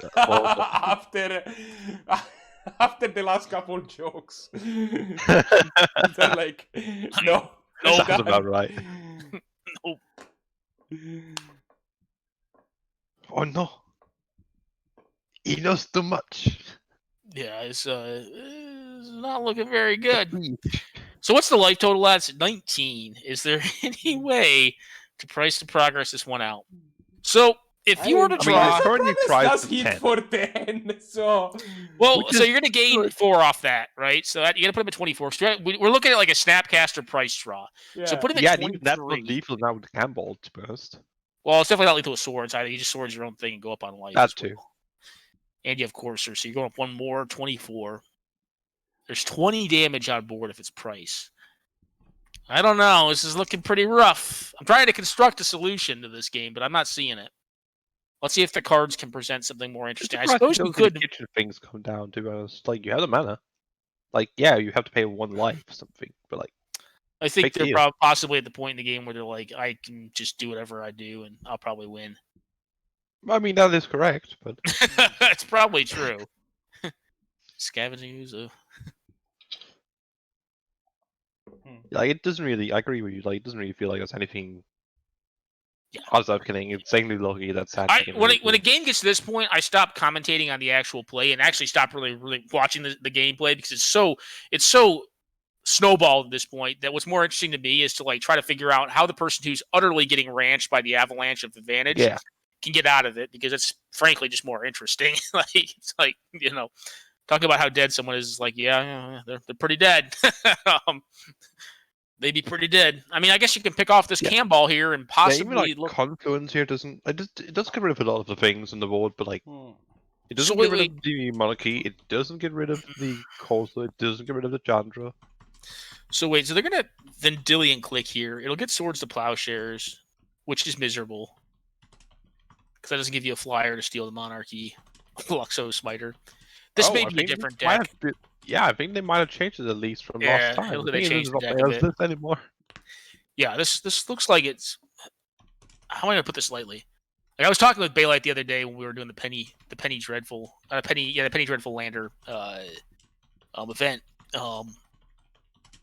and their play patterns and build style reminds me of one of the people who actually got me into 100 card. Their name is Robert, but they went by Sensei on Moto and electronically all that. But they were like a draft rockstar, right? They're a limited rockstar, and like I remember I was talking to Bailite, and I'm like, "You play a lot of draft?" And you're like, "Oh yeah, I love draft. I love limited." I'm like, "Yeah, it makes sense." Like they're like all 2-for-1s, all value, and like I personally question the deck building in Scanlander, but like it's worked out for them, right? And who's to say some of that's not, great meta calls on card choices and also play experience, but and the playing to your strengths to some degree. Sure. Also. But no, it's funny. The guy got me in Sensei Rob. Guy would play like love green and would pretty much always have at least like 4 or 5 ways on a body to remove artifacts or enchantments, like Wicker Boa Elder deep, like, Acidic Slime deep and 100 card. It's just like, have like 4 or 5 ways. You'd be like, what the hell? There's so much value. I have. But Bailite's build techniques remind me a lot of him. Maybe a bit less greedy, apparently. Well, this is 100 card singleton, not Canlander, so there's no power. The combo's a lot harder. You don't have time balls and stuff. I recently got to put more ways. To put more ways of blowing up artifacts and enchantments with my Pauper Cube, so that's exciting. I'm now playing Rambunctious Mutt. Wait, you play top in a Pauper Cube? No. What is it? What? No, I think he just said that he put more ways to blow up artifacts and enchantments in his Pauper Cube. I don't think he mentioned top. I just heard it incorrectly then. It's like, yeah, is that top pretty common? And if so, no, I added Rambunctious Mutt and Conclave Naturalists. Yeah, Naturalist is a sick card. I love that card. Yeah, it's awesome. It was not proper legal up until 4/4. Double Masters, and now it is. It's pretty happy. Just a 4/4 that's really good, for a reasonable rate, 5 mana. Good card. Like, yeah, it's not the most Certainly no efficient. acidic slime, but Yeah, it's not the most efficient. You can get better rates in terms of even at common. You can get better rates for 5 mana, but like a 4/4 is gonna have an impact on the board. Like there is virtually no board also where green. you play 4/4 and also it does- green. Yeah, and like It's just green. a quick side note here, like a very much a tangent. Just for people who are looking into Cube like I am, like some of these last master sets, this one and I believe it was Ultimate Masters, which has like Double the very like Masters. heroic and graveyard themes, correct? The very last think one those that are came great out examples. was Double Masters. I think Yeah, I think not Ultimate. including, correct, not including Double Masters. Yeah. I think Ultimate did have the heroic things. Yes. I think Okay. those two, in particular, are pretty great points to take a look at if you're interested in like going, how can I make my cube not just be, Jason minus sculptures and such, or depending on whatever your power level or budget level is, like going Yeah, the step beyond and making it actually have I think. themes synergy. Yeah, I think that's one of the big differentiations you get between cubes is that someone who's either naturally or over time has become a brewer or has done a lot of cubes, their cubes will generally foment a lot more replay value because there are a lot of interwoven synergies, that they've managed to build into the set of cards they put before their player base that they have running it. Whereas like your first time going at it or trying to build one can be daunting, especially if you haven't been with Magic over the course of its history and don't really know all the different things you can interlay and interweave in there to the way basically make the deck builds interesting. So the way that I have approached it for my cube specifically is that there are a number of cards that are essentially one card archetype. Where for example, I play a Timberwatch Elf, right? That is basically the only. Well, actually, that got cut with the last update. But for a while, I played the Timberwatch Elf, right? That was the only Elf payoff in the queue because Elf wasn't one of the main deck. But you draft this Timberwatch, and there's a number of elves, and they're good enough that they're just worth having in the cube. And now suddenly you're like, oh. I can. Suddenly, all my elves get that better. Suddenly, I am interested in looking at the type of my heart and drafting elves there, right? And that's not something that I was last time I drafted this cube. Like that's the healthy way to look at tribal, is not to go, okay, how do I make white, red? Well, I mean, I think allies it's work. not, there isn't one healthy way to look at tribal. You I can, think- you can support tribal more, but that is how elves works in my cube. I think one of the more, because I've built a few cubes, right? I've actually built a few cubes for people, like buddies and whatnot, and store owners. So when it comes to cube, I think one of the most, I think once you get really good at building them, one of the interesting things you can really do with them is not only interweave these strategies, but put in strategies that do have a certain volume of overlap in their Venn diagram for cards that are desirable to make the drafting experience a lot more interesting, a lot more entertaining, and a lot more kind of competitive because you have to read a lot more into what's missing or what you haven't seen, and based on that, is the archetype that you're trying to build going to be getting cut from someone trying to build a quote unquote sister archetype or brother archetype, whatever you want to call it. Yeah, let's take a simple example. Maybe you have card that makes 2 flying tokens. That works both in the blue-white flyers deck and the white-green tokens deck, for example. Sure, yeah. That's a very core set limited example. Yeah, I just think a lot of times folks get tunnel vision, if their cube experience has primarily been digital. The MTGO cube is they have good ones and bad ones. But in general, the vintage and legacy cube are just pile of good stuff kind of cards. And sometimes you have the all-in, I have a sneak and show package or this and that. Sure, but at the end of the day, they're just kind of all MTG Rockstar cards, right? And there's some strategy like show and tell or sneak attack, whatever, But those are cards of just such ridiculously high quality that if you put big dumbs in your cube, which most cubes are going to have big dumbs because some people like big dumbs, they're going to work, right? But in general, there's not. How do I put it? I don't think their cube is that elegant. I guess I would say it doesn't really have a ton of stuff that game 1. I don't know, but this looks like a grind fest. This is game 1. Well, we're going to game 2, or going to game 2 with 5 minutes left on the clock. Oof. Christ. Yeah. Well, Well, Bailite got through eventually. Oh, Bailite, god damn it. You know. Beat the I think it can too. Oh, I think that their deck is set up in a way that like they're designed to grind. The only thing that they can't grind against, in my opinion, are blue control decks. Like they just can't. Like I don't think there are decks that are designed to go longer than them that are not also blue. Yeah, but they feel like they have a significantly better aggro deck than those heavy all-in blue control Oh, decks. for sure. I mean, they're a much more well-rounded deck than like a, I mean, I don't know if they're more well-rounded than Blue Moon, but like they're definitely more well-rounded like Blue White, for instance. But there's a reason you kind of run decks like Blue Moon and Blue White is because they can go over the top of strategies that may be trying to beat up on the aggro. Because they beat decks like these, yeah. Yeah, they just and they have a play significantly better Beachmaster. small matchup like that. So we got Amazivith on this thing, block these 2 things, eat them, and take 3. Yeah. Like this just feels like the game is over. I'm not seeing like you can. I don't think this game's over. I mean, I don't. Maybe, I think the wrong given word. Elspeth, yeah, there's a kill spell for the 1 threat they have left. I mean, they do have a Sylvan library, so the likelihood that they find something relevant is pretty high. But like, and crack the they're at 4 minutes and 25 seconds on game 1. I mean, like, what is I the don't know green what the flag policy signal? is on that. Do we time folks out if they're in game 1 and they time out? We allow people to restart after game 2. That is the current policy. After game 2, so Yeah. we're gonna hit the clock then. Yeah, probably Bailite is gonna. Bailite is wins probably gonna. If Bailite wins this game, they're then gonna probably lose game 2 to clock. They might just concede. Honestly, they might just be like, "Let's just go to game 3. I'm just gonna do game 2," which I don't think it's unreasonable. It's just like I do think that the clock is a little too strict with how things are right now. But man, like. I don't want to have another 1 hour and 40-minute match like we had one last season. That is a bit much. Sure. There are limits. So we're trying these kind of more like I mean, it's not gonna matter, but there's no real. Why does that feel of ruin still in the hand? Yeah, that is a good question. Maybe they F6. What is it doing there? Maybe they F6'd through it.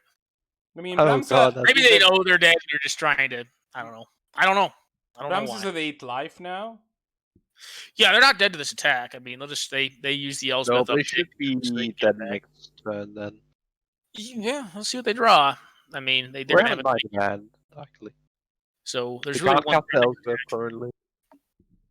Yeah, this knight is the mega lethal. They're gonna need a sweeper or such. Yeah, I mean, if they hit a Wrath of God, technically the game's back out in the open again.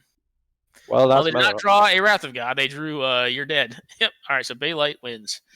And unless Bailite wants to go full brain dead, kill people, we're probably just gonna see Brahms. Yeah, he's got to just keep murder quick. Just keep carnophages. Yeah. This hand's not bad. This hand can do it. Yeah, it's got a Mox. So him turn 2 Cabal or Lingering Souls. That Tabernacle's pretty good against Lingering Souls. Tabernacles, oh no. Oh no. Wait, that's Stone Charm? Oh no. Yeah, this is why the deck takes forever to win. Dawn Charm's probably going to the bottom. Although I could have seen putting Scroll Rack on the bottom. When you have a reduced hand size, Scroll Rack's pretty bad. No. Donchan prevents all combat damage, though.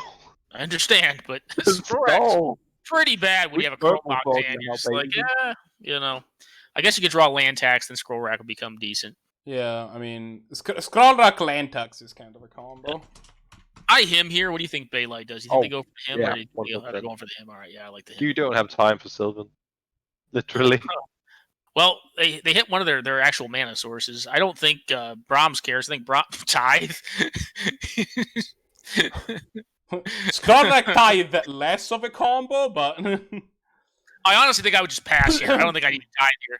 I think I'd pass and just say go, and just see if I can get my Tithe off. You're probably in response. Yeah, the value type.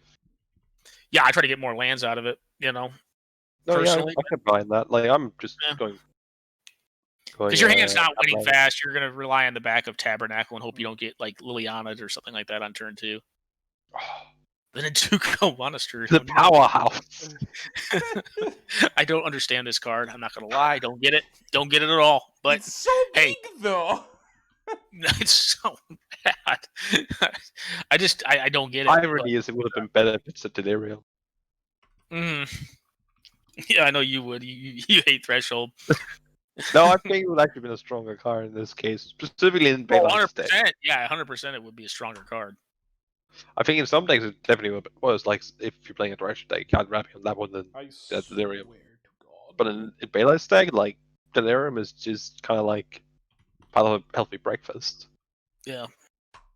Yeah, I think Bailite can close this game if there's not a Wrath drawn. If there's a Wrath or like a Gideon Jura drawn. I imagine we're just gonna see the. I imagine the Lingering Souls, honestly. No, not against Tab. You just play out the Nissa and get your next land. You're right, yeah, I guess Nissa just get your land. Yeah, get your next land. It's the same amount of power. Yeah, that's exactly getting the two. Against Tab, you just need to make land drops. Like, you just want to make land drops every turn. And then you're going to get which sucks, but I mean, you just got to make I am not sure why we see the Silver Library here. They're probably worried about what's the worst thing that could happen to me. Like, that's not a good one to see, but the worst thing that probably happened to you, I would probably just play out the Crow Mox here and start going to town with it. But yeah, you're thinking just. I guess you could keep the unexpectedly absent. Lands. I guess you can unexpectedly absent something and force them to replay it, but yeah, I just like to start hammering their lands. I mean, I guess you lose your own, but like, maybe not. I mean, like, you definitely want to. Way to start putting Questing Beast is indeed a way to win the game when you have so little time. Yep. It's a pretty good one. I might just take 4. Yeah, I'm just. Yeah, I'm just. I was about to say. Take 8, take 10. What's your opponent going to do? Go to 9. Yep. Nope, you got to win in 2 minutes and 16 seconds. Questing Beast gonna help out. It's time to all hop on the questing train. That said, I mean, like, if there is there's a Wrath of God or something, I mean, that could spell a doom. Maybe not doom, but it would definitely put the game in a spot where. I to see the absent here. That said, it's not that relevant when there's a 7 Labyrinth. Yeah, you're just cycling anything above white until you play like pay X equals 4. You look at it this way: you're basically casting unexpectedly absent to essentially take half damage from the Questing Beast and gain them 2. And the 2 is not irrelevant because if they gain enough if they gain 2 enough times, that's more cards off of Sylvan Library. And most other things. Yeah, well, I think realistically right now, the game all life games just Sylvan Library cards. Yeah. So every 2 non-creature spells, you're like, great, get another card. Because in this matchup, I'm just looking to draw cards. Like with that thing, I'm just. I'd probably take 8 down to 1 next turn. Maybe. Is it worth it if you cast the especially absent to tap your Grim Monolith just to put that Questing Beast a turn away additionally? No, I don't think so. Because your best hopes here to draw a Wrath or draw like a Gideon Jura, which you can cast off the Grim Monolith. I think maybe they see things differently. You cast for 1 more because why not? Yeah. Well, also you can use that mana for either way. I don't think at this point. All right, Gideon Jura Wrath. No. Pew pew, eat some lands. So you're taking 6 next turn. You're down to 5. It gives you 1 more draw step realistically to try to find a way to get out of this. I guess Wrath also starts getting the Natuko Monastery plays really well around Tabernacle of Pendrell Vale. You have to play creatures. Sure does. Natuko Monastery. Step 1, get Delirium. Yeah. No, the style of Abzan that Einstein was playing is definitely the style that I tend more to lean towards in this format. I just feel like it's more well-rounded. Yeah, like the deck is, as far as we saw, not that different. But it did use cards like Winding Away. I'm not sure if it used Lingering Souls. It probably does, because it's not that great. Lingering Souls is kind of... It's fine, but it's kind of just fine. The place where I really kind of actually don't mind Lingering Souls is like Mardu, like... there's a balance. So how can you best sequence this to ranch your opponent the most effectively? You could actually, like, can you Dust Bowl your own Dust Bowl? Like, Dust Bowl your own Dust Bowl? You have the mana for that? Yeah, you do. You tap the Grim Monolith. You Dust Bowl your own Dust Bowl. They're not going to do it. They're not going to. I mean, it's not a good play, but it's just like something you could do. It is a funny play. However. The issue is now you're just dead to the Nantuko Monastery because there's going to be 6 cards going into the bin, which puts it up to an even 8, I believe. I mean, So now the Nantuko Monastery just gets turned down and you die to that. Winding away. I'm just saying. Yeah. 1, 2, 3. Winding 4. Away is a good card. It's just Yeah, that's actually just too straight slow. up people on board then. It's just too slow. True. So And we bullied them for playing the two monastery. we did what? Bullied them. I mean, not bullied. Bullied who? We did- made fun you- of the you- Tuco Monastery. I Now was it's just going to be saying game that the immediately. Monastery is a very large idiot once it wakes up. It I'm comes so into- it even confused comes right now. into play Oh, at the- Nantuko? Yeah. No, I'll stand by my decision. Nantuko's a bad card. You should not. Oh play no, that. me too. But like, Yeah, I'm just saying. That's my opinion. Like, I'm sticking to it. It's not bullying. Here's the thing, right? Like, Bailite does very well in the tournament. I believe they won last season. Actually, I know They they did. did. I was there. Season 6 You champion. know, That's so the top. I'm saying I don't like the card, and I still don't. But I mean, they've done very well with this deck. And Brahms is like, oh yeah, this So, card. that's one Oh, of the no. things you have to realize about this one. Like, play one really bad card in a deck and still be fine. I'm Yeah. with you Yeah, that I don't Bailite think the head plays is very well. good. Bailite But plays very well. the thing is that like you don't pay a price that is too high for having it in your deck. But I'm very big on mana consistency. That's like fair. I think it's Agreed. one of the most important things. That's why one of the reasons Red Deck wins is so good. I mean, there's a lot of reasons, but that's another one of the reasons that it's very good is that you don't have to worry about mana. You play all 1 and 2 mana cards. You just keep like, one land. You're like fine. people You know, play that's virtual more. advantage. You know, so Alright. yeah. It is a card that can do things. Obviously, we saw a win there, which is I think it's when they balance. Let's just get attacked by the Nantuko Monastery. It's so And I good. just figured like there's better man lands at that point. Like I think they're on all of them. I think- if I was Bailite and I had this even deck, colorless ones. if I like, play was Mission Bailite Work, and I okay. had this deck in paper, I would actually have my opponent like mark down the Manantuho Monastery every time they kill someone with them. Yeah. Oh, yeah, Well, I'm there's with gotta you. be people I'm in this. Nelson I was think- doing that with I the think Yetsuho Sound, right? I think. Yeah, or I think Ace Bite's been a card used that way. But I think in general, like, the way Bailite builds, especially given the tournament, because for the most part, like most decks are in general pretty fair attritional decks that you tend to see. Like the ones that have historically done the best have been like white decks, red decks. Like, what's the most unfair deck that's ever won an event? I guess Storm won once. Someone came in with Storm and took it down one time. I mean, we have And we then- have had Academy, right? Academy. Like Academy has done. Yeah, been an Academy. right? An Academy will, in general, you know, beat the crap out of Abzan. It's just not, you know, if you have a good discard start, you can possibly get there. If they mull a bunch, since it's Academy and it's not really, you know, it's fairly consistent. But I mean, it can have some slower turn 3 and turn, you know, it can have some slower mana development where it's not getting down like, you know, a Signet on turn 1 off a Soul Ring. You know, and I think the Abzan deck can get there, but I think in the median case in general, you're gonna run into issues with the more investment based cards. The more broken the format gets, and the more board based it gets, the better off you are. Kind of running is more of a control deck in those colors, I think. So, yeah. Anyways, we have more games playing right now, or is that? No, it? we're I done. assume We're that- done with round 2. Yeah. Okay. Before I pair round 3, just going to go ahead and do my mid-tournament announcements, as you know, as I will. We're giving Bailite crap about like, oh no, they only have 2 minutes on the rock. 2 minutes enough. Don't worry about it. Bailite got it. So here is the thing. First things first. If you don't know, Bailite bought a paper to a monastery with the credit that he won from winning last season. That is awesome. If you don't know what we're about, I just want to remind everybody that we have a website and you can type exclamation point exclamation point temp maybe. There you go. To just get a reminder of what we do, to get to our website, all of that fancy stuff. So that part's great. I want to remind everybody also that if you're watching this tournament, you're like, hey, I want some of that.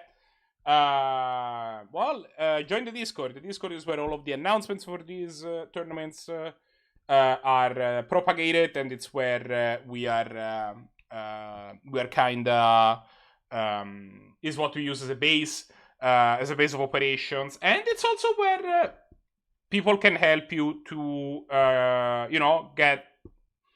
dip your feet, get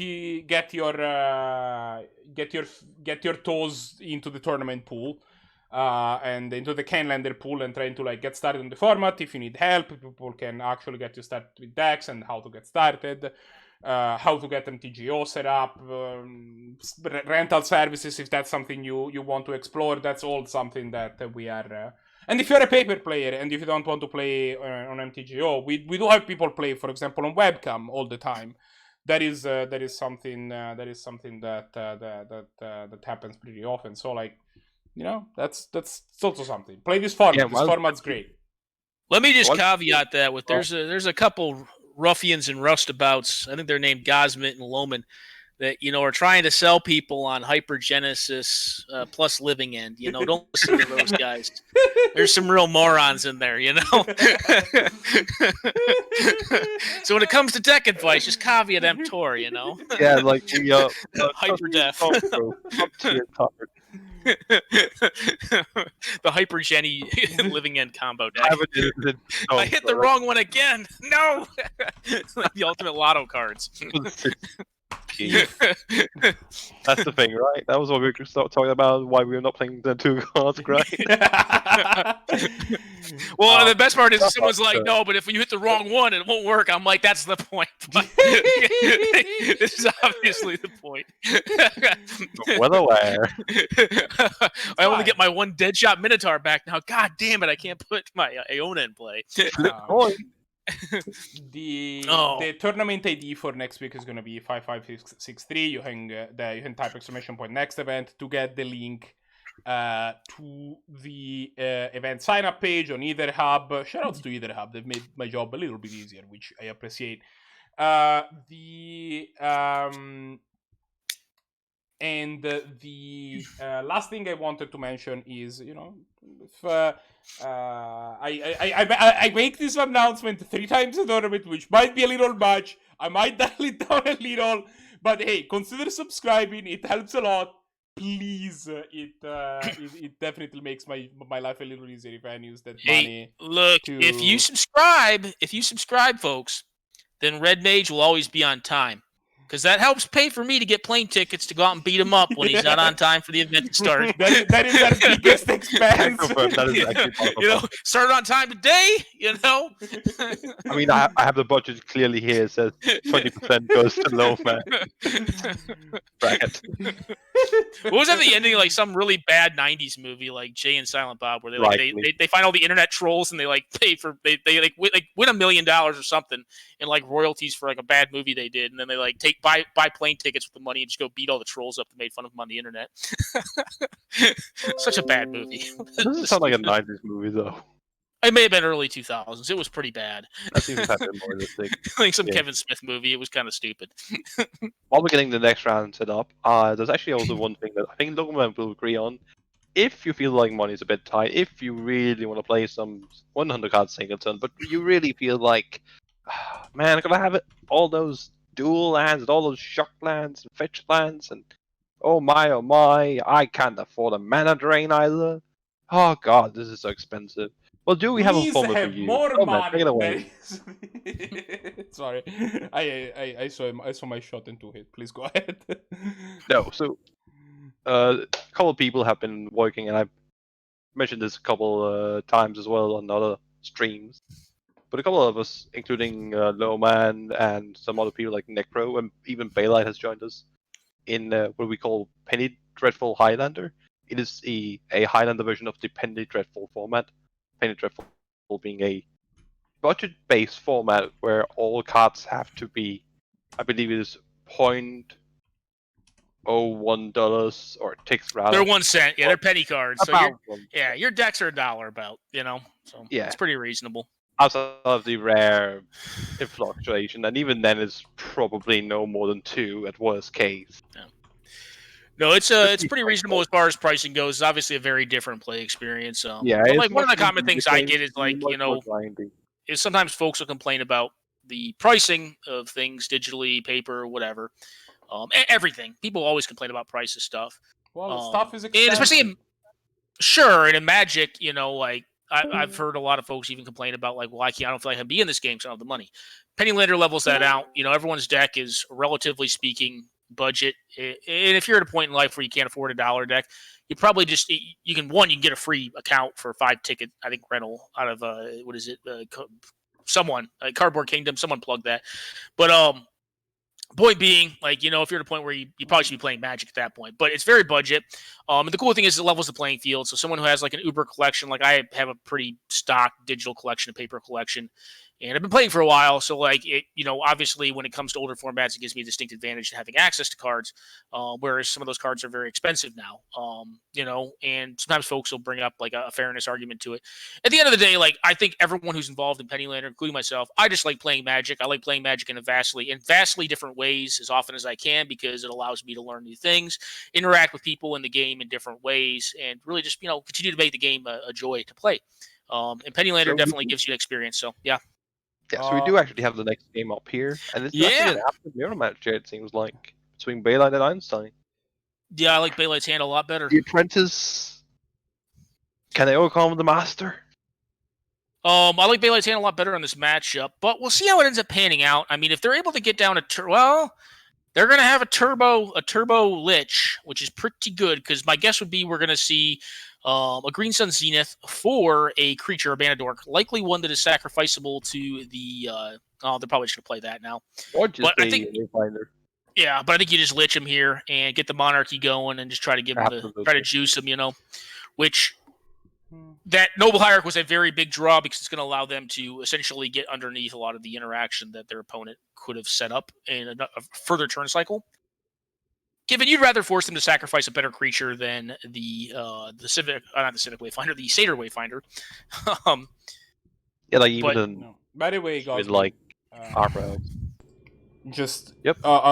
If you want to write a short Pennylander plug for the bot, so that we can just have a reminder, we can just put it in chat and put some resources. That feel free to do that. I am too lazy, but like if at some point that's a thing that like you can plug the Discord and stuff, that's probably helpful. But you're just putting it out there. Yes, I will look into that. What do you think you do here if you're in Bailite's spot? It's an interesting spot to be in. I would concede. I mean, you'd be on blue-red, and yes, that'd be right. Yeah, that'd be correct. But I wouldn't be in Bailite. Step 1. Step 1, get whatever creature I can sacrifice to Skull Clan. No. I think there's a strong argument to. I like this play, so I like blowing up the custody lich or the custody lich, whatever you say. That's beast for 4 each turn. Yeah. Ooh, that was a good draw. That Tarmogoyf is the bee's knees, and that's not bad either. It's not great. Yeah, because I think what you're hoping to do is set up like a big man situation on Bailite's side and try to find Siege Rhinoceros and attack through. But we'll see how they jam it. I don't know, But like once the Monarchy hits, if you're in a real bad right now. This is one of the reasons I kind of like these lower end Abzan decks better. Well, that's a good draw. Yeah, well, they kill the Goyf and then set up for a Siege Rhinoceros on the turn after, I think, is what I would probably look to do. I mean, you can wait on the I was trying to think if Palace Jailer might be correct, depending on what we see. You cannot get a Palace Jailer with Green Sun Zenith. Only green cards. It has to be green. Yep. The only Zenith has about color. Yeah, so you could also, what card would be really good is the Questing Beast. Yeah, it attacks through this wall. It attacks. That's probably actually what we're going to see. We don't know. Well, Bailite doesn't know. It does not get Erupticate either. I mean, none of them know, but... No, it depends on what we see here. I think that both of them know that Questing Beast doesn't get Erupticate. They don't know that there's the Rhinoceros. They don't know that that's about to be irrelevant. But... You still Questing Beast here just to get the card draw off of it. Yeah. And I believe they're on the Beast. The Beast is pretty good. The Beast is weird because it's like not a value card, but I treat it as a value card. I'm like, this kills target Planeswalker when it comes into play. That's like how I treat this. Or at least trade with something pretty big. Mm-hmm. Scouts are really good against a lot of like Palace Jailer draws, like a lot of decks that play Yeah, like Palace even Jailer. like it's something like you know. fucking mono red and mono white. Yeah. Like it's a way to both put pressure on board and still be like, I'm not leaving anything back. I'm not losing any blockers. This is rough. Okay. Yeah, I like that. All right, well, they drew a card. Seize, And they can draw more cards off it. seize the means of card draw. Yep. So at this point, you really need to hit a removal spell for this thing. Yeah. Yeah. Pretty We're much. gonna see the land come down, clue presumably cracked immediately. Yeah, I think I'd crack immediately. Probably leave up the Twilight Mire. Be my guess. For greatest mana flexibility. Duress, not so hot. You probably don't even cast that, but not I so think hot. I would. Yeah, there's a chance you don't want to, but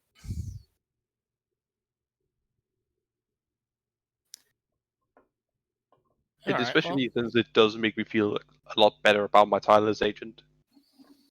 Tireless Tracker is not in a good spot here. It's not going to have a great attack next turn. It doesn't have trample. There's going to have two blockers back. It's in a great position to draw me 1 or 2 more cards at the very least. Yeah. The pressure right now has got to be taking that Monarchy back, though, would be my opinion. That's the real issue here, especially with a 6-point life swing this turn. Well, I guess more than that when you count the damage done by the beast, but... All right, so they go for the... 3 wizards into presumably Siege Rhino. I don't think... Yeah. No, you can't Siege Rhino and play the Nizar in the same turn, sadly. No, there's not enough creatures to do the... Well, the mana fixing would be an issue, too, with the Gaia's Cradle. Siege Rhinoceros has one of those mana costs. I mean, if you play the Nizar after... fair enough. Okay, yeah, just off the mana from it. It's going to be flipping next turn. Instead. Yeah, they're going for the long game. They're going for the long game, I guess. They're going to flip it. They're making a Shia here just to block? Yeah, they do. Okay, that makes sense to me. Seems okay. I think I'd go for a Rhinoceros personally. But I agree with you. Because if they hit a removal spell, is this a removal spell based on anything? We get Tarmogoyf. Custody Lich. You get Custody Lich, steal back the Monarchy. Oh, yeah, Custody Lich. Yeah. Force them to attack, and then if, Is there an argument for attacking first before playing the Custody Lich? Yeah, sure. Yeah. Although, there's a counter argument to not attack first. Well, hear this out. So there's a counter argument to get the Custody Lich, force them to sack off the Ashaya, attack with Elf plus the Tireless Tracker to crank out. Actually, you wouldn't crank out the Nissa because you're not attacking. Actually, no, you don't. You can attack the Nissa because you already have the Monarchy back from the Custody Lich. So you can knock out the Nissa that way. Attacking with the Tireless Tracker right now is that they're not blocking with the token because your Tracker is currently a 6/5 when attacking due to the Exalted. Oh, so you're saying I'd like to get the Nissa off the table, though, like was what I'm saying. Like, you get the Nissa off the table. Like, this way, if you attack with both, like, yeah, your Elf will get eaten, and the Nissa will still die. Yeah, you either kill that way. The thing is, if you attack with the Elf, then they might just keep the Custody Beast around, but you're happy with that. Yeah, sure, you block it with the Custody Lich. You're trading the Elf for the Custody. Although, at this point, this is 5 down to 7, plus 3 off Siege Rhinoceros. You're an effective 4. So, like, you are fairly low on life. If they hit a removal spell, I think you're... No, you're not dead, because the beast is gone now.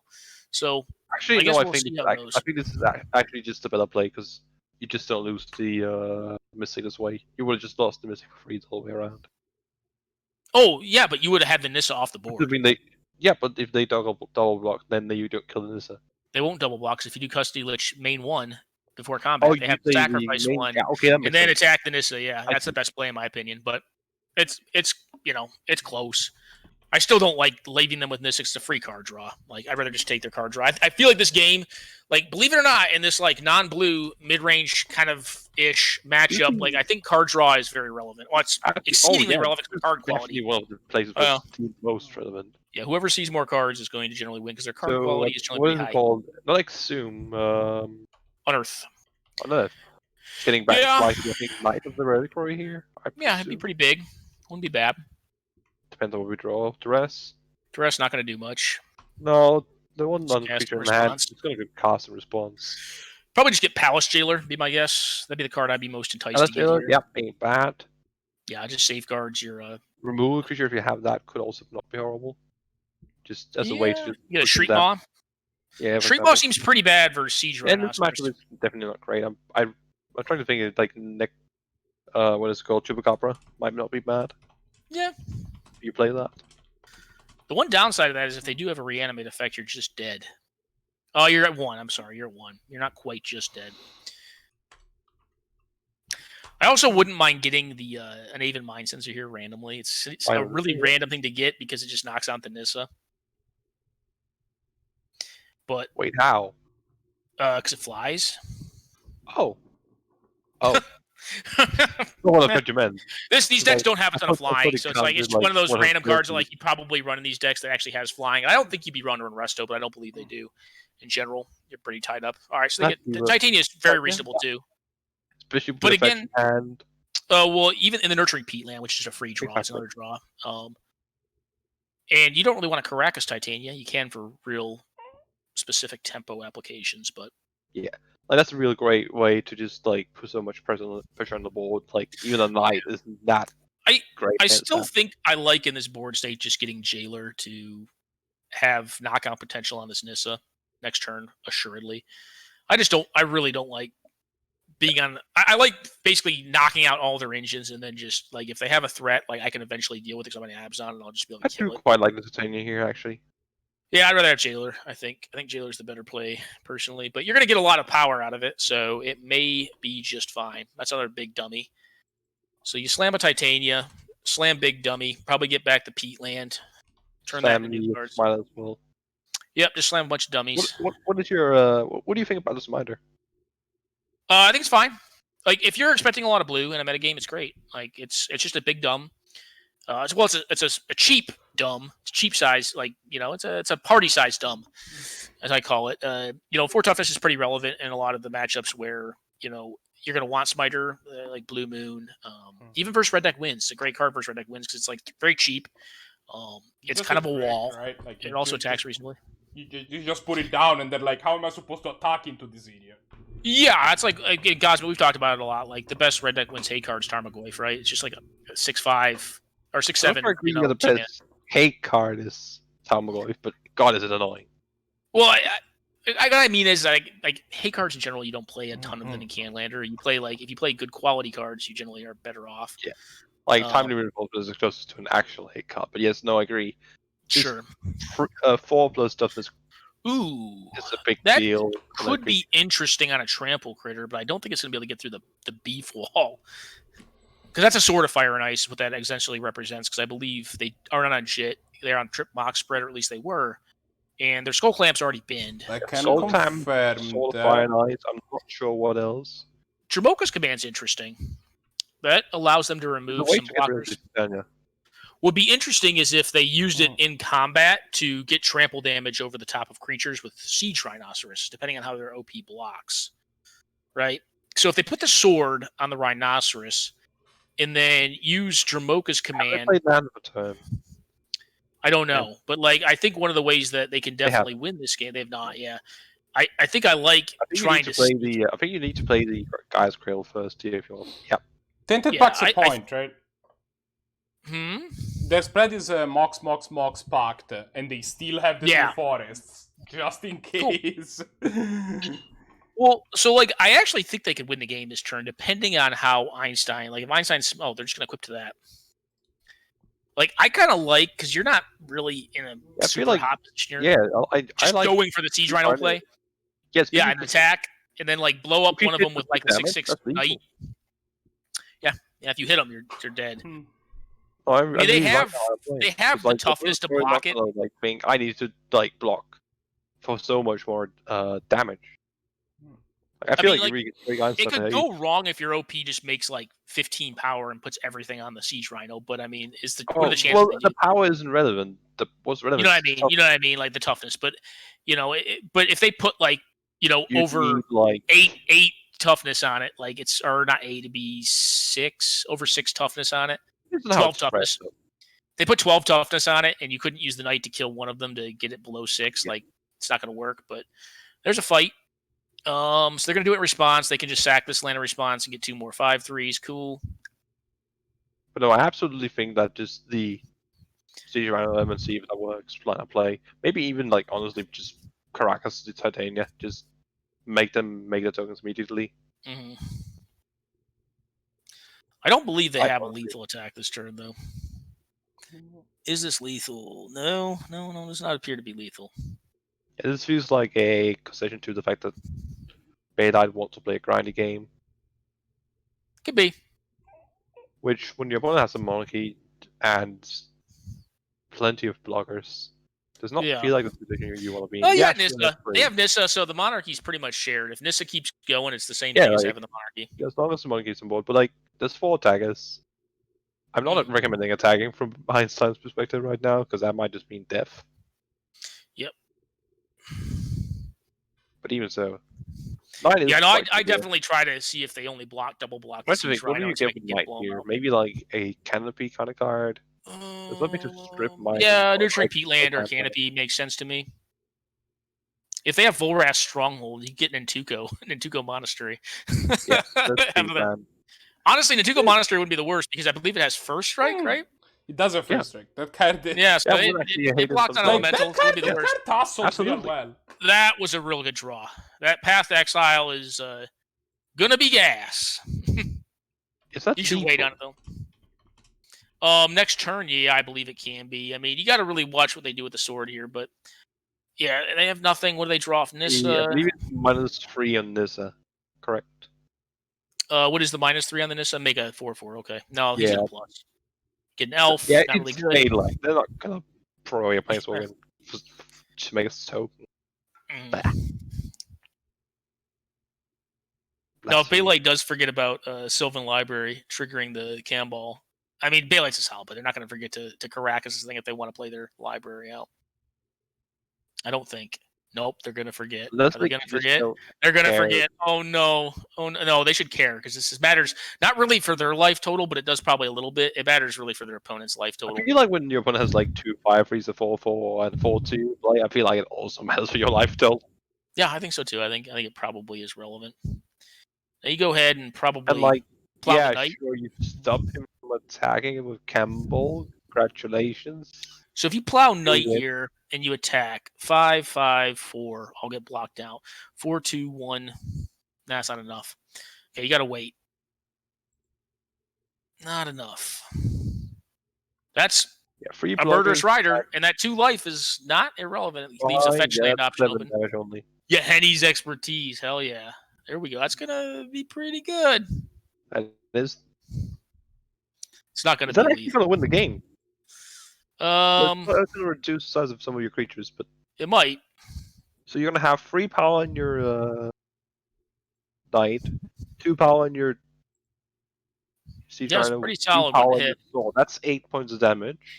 Your opponent's gonna Yeah. have 1 blocker left. They're gonna gain 2, so they're gonna go to 7. I think you're gonna be like a couple damage short. That Well, favorable?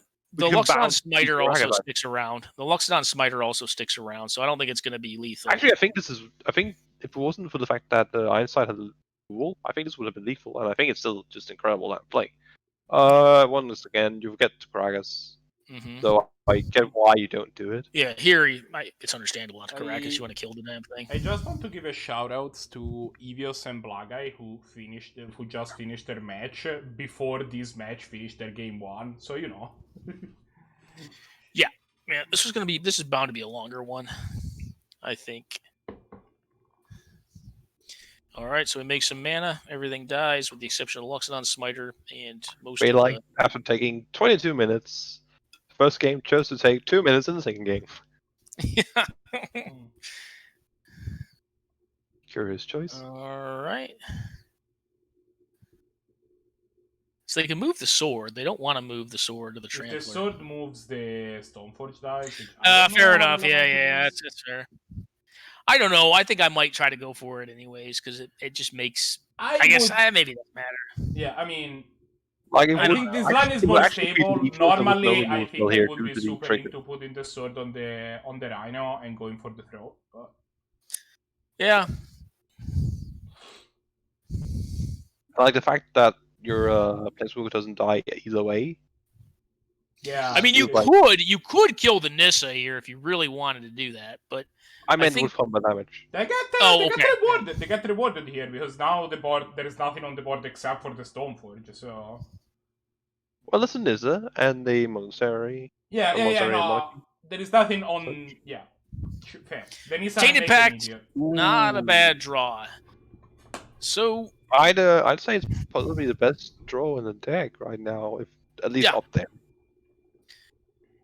I have to look at the rest of their hand again. If they have a fetch land, course, or the maybe best a rally or like Card to draw is the card you get to Tainted Pact, but usually, but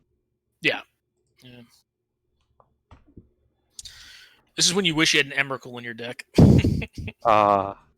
If only. I'm You can saying Take 8 off of the less the silver risky. library. Like this is the kind of thing where Bailite is a favorite because Bailite's deck is meant to go like in these scenarios. Forever, yeah. Well, It's Einstein, pretty long. goes, But Einstein what, I'll deck just is kick more Bailite's power deck. No, they're on a different build this time around. They're on a more, I'd say, like standard build of Abzan. Yeah, they It's tried out the Aggro-Midrange. Bailite version. I think they did I well don't- with it, didn't they? I don't They think went with it? I think they went 3 or 4. Yeah. I don't remember. I'm Don't not sure if they believe just they concluded won, that but- this feels a bit clunky, or if they wanted to try something new. But it seems like Yeah. they have at least changed it up somewhat. No, it's Adding in significantly. some cards, removing some others. Oh man, then the meme is dead. I'm not gonna write Bailite Midrange on. I think maybe the most appropriate way to call Bailite is just Absent Delirium. Just get the Rhinoceros. Okay. Instead of Control or Midrange, just call it Absent Delirium. Then everyone's happy. Sure. Wait, Except the one guy playing the Tuga Monastery. no, I got So it. that's not Delirium. It's Abzan Threshold, actually. Yeah, Absolute Fresh Delirium. They hold. That one ain't working. Either of them are. Abzan the Promise. Absolute the Promise one. Alright. Absolute the Promise, yeah. So what do we This is see where off I have of to point out the fact that you do not put a space after. I a know, word and I then a know, comma. it was a typo. I'm fixing it. I was already fixing it before you said anything. It bothered me as well. I'm just have a person who'll look at my message and just be like, "Oh, I forgot to." Oh put a yeah. dot at the end." If Then I'll I go do back that, and edit like, it. on Discord, I will go back and re-edit my messages. Yeah, I know. It is incorrect. Like, I think I'm one of like 5 people in the world that does that. Yeah, I'll do like, that oh on god, my I forgot phone, too. compensation. Oh no, no. Yeah, there's Why? the ride. I like I paying don't light remember year shuffle that what- way. It was, but I was discussing, I believe, with, as I'm a Dane, the English isn't my native language, but it's close, especially due to the racing I've had with video games and everything. But I had a discussion with a couple of native American speakers about, I can't remember what word it was, but it was like to the point where like, I think it was who and whom, so I can't remember which ones, when you which use which, those two. I was like, it bothers me. Like, not much, but like a little bit. And they're like, you know what? Americans American are may not care. people They're like, don't fucking know either. like, we don't care. Yeah, no, it actually, like, for the way that when speaking, I will make that mistake.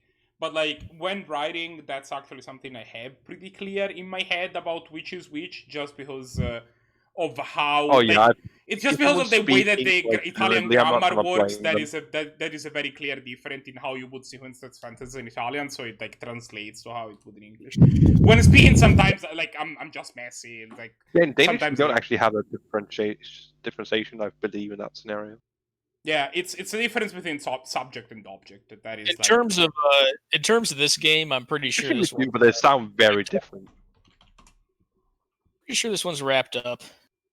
Yeah, it feels like I think For you the go to record, games to if you write whom in Scryfold, no cards pop out. I thought that was interesting. Please go ahead. what do you get with who then? That's a good question. I mean, who What there's about, probably yeah, there's like a It doesn't bunch come of up at all. them. Like, what about And who the over Rob? causes that Or, like- he who hungers, Yeah, there you go. There's a lot of we got Lisa to who say shakes it. the booty. There's Bosejo who shelters I all. refuse to call it anything else. There's this is my favorite.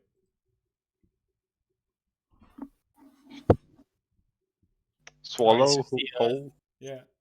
Snowhorn Rider, yeehaw. That's a hell of a magic card right there. This card was pretty sweet. 5/5 trample. This card was Turn pretty 3, sweet in or Kansa. turn 4, In Kansa, get like in concept, this card was pretty sweet. It was held back by the fact that I think Timur was the worst of the 5 3-color combos that you could draft. But like, when this flips and it becomes a 5/5 trample, you kind of feel it. It's like, oh no. You know what? I want to see a cube environment where I'm like, turn 3, play a morph, turn 4, blink it, just to make it cheap. I mean, there was a whole standard deck based around that. It was called Astral Slide. you would blink. Well, you're not blinking a morph creature, are you? You were. I mean, you were.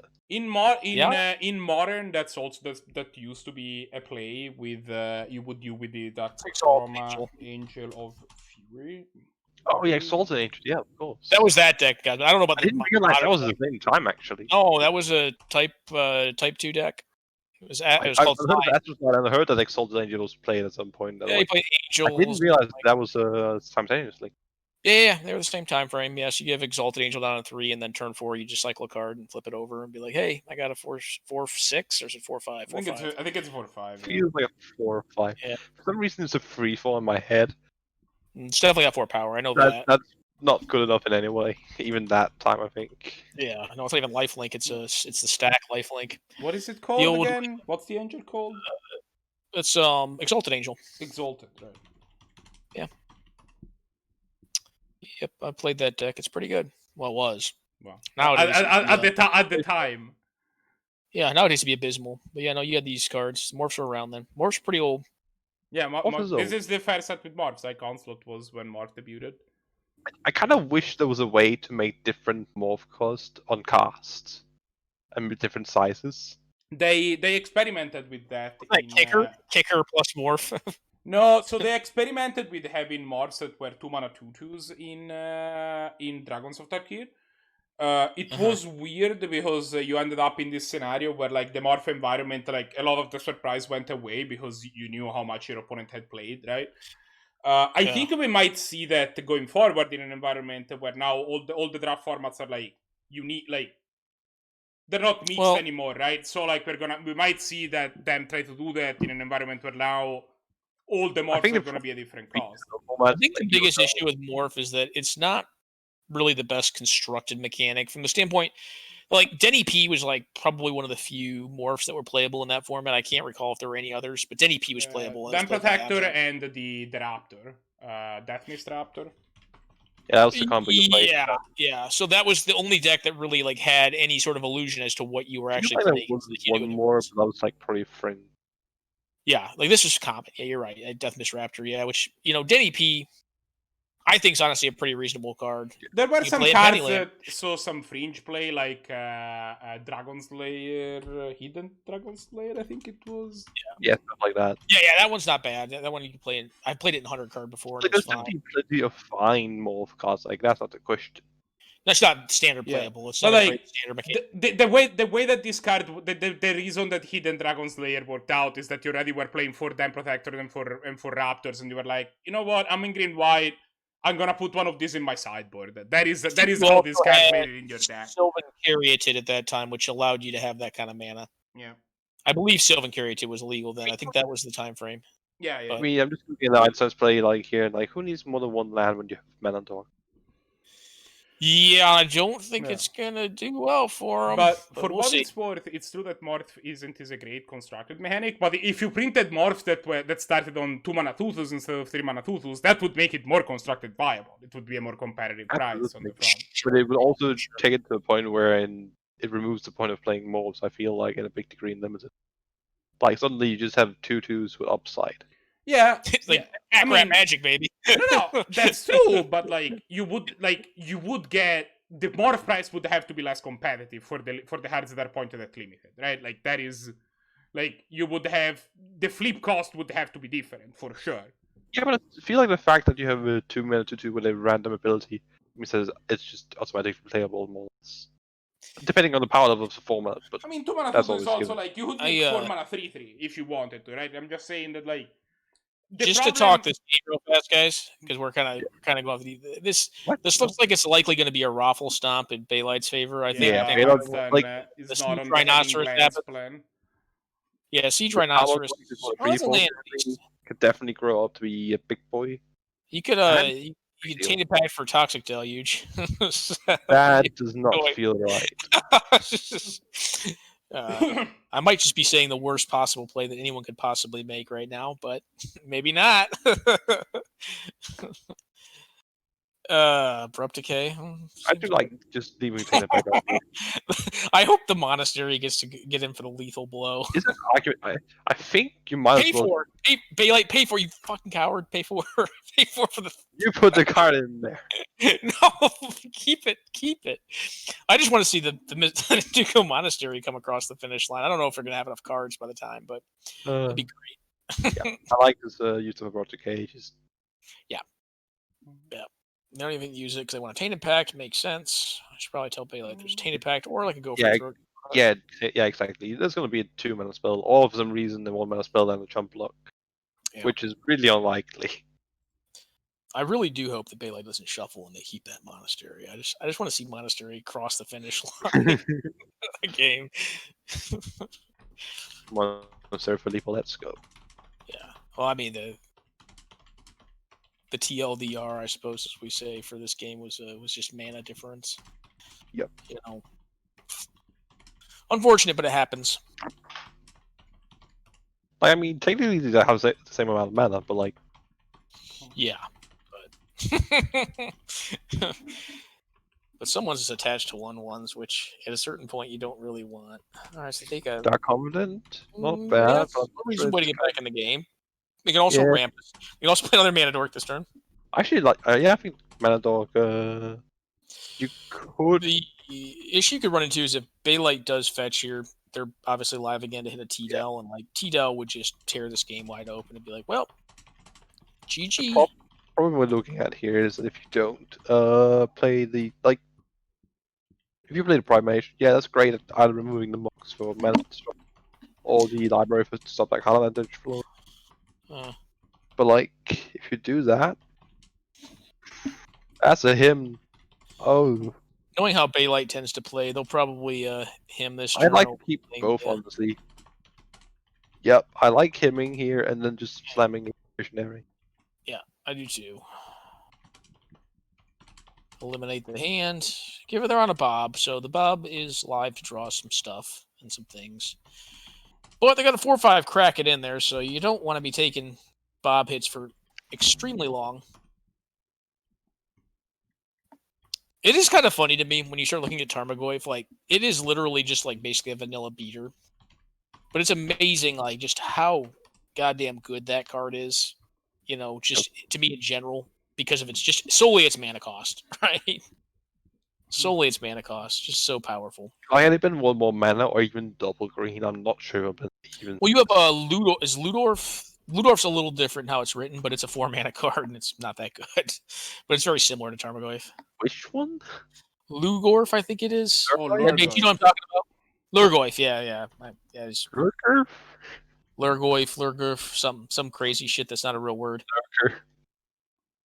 Close enough. I believe that technically this is some sort of mythological monster from Norse mythology. I'm not exactly sure exactly. Oh, we got a date here. What's going on? Come on, get with the program, bud. Like, I don't think that Wizard came up It with might the be, word yeah. Lurgoyf, is my point. It's not. I know there's Dracolic, I think it is actually like an Eastern like boogeyman tale. That's a really bad card. It's like a 3/3 in black that does horrible stuff to you. I think you have to like discard your hand or some crap. It's really bad. I couldn't spell it to save my life, but yeah, it's Derelich, I think it is, or something like that. Like that's a folk tale from Eastern Europe. Oh, Dirl, Little stuff. I believe. Yeah, maybe. Yeah, I can tell you the picture. It's got like this like angry looking tusk. No, the- not this one. No, not that idiot. But that idiot's pretty cool too. No, it's like I think it's like derelict or derelict. It looks like derelict, but it's spelled like with the lich kind of word. But it's a 2-drop in black. It's like a 3/3 or a 4/3 or something. The reason I know these random black bad cards is because I've built a lot of Sui decks. I've gone pretty deep. I've even considered Tar Pit Warriors. Darelor is the only black card that starts with the word there, unless it's... Yeah, I'll pull it up 1 second. I'll pull the card up for you so we can share it with the audience. You can see what kind of bad cards share I it look with at. the word.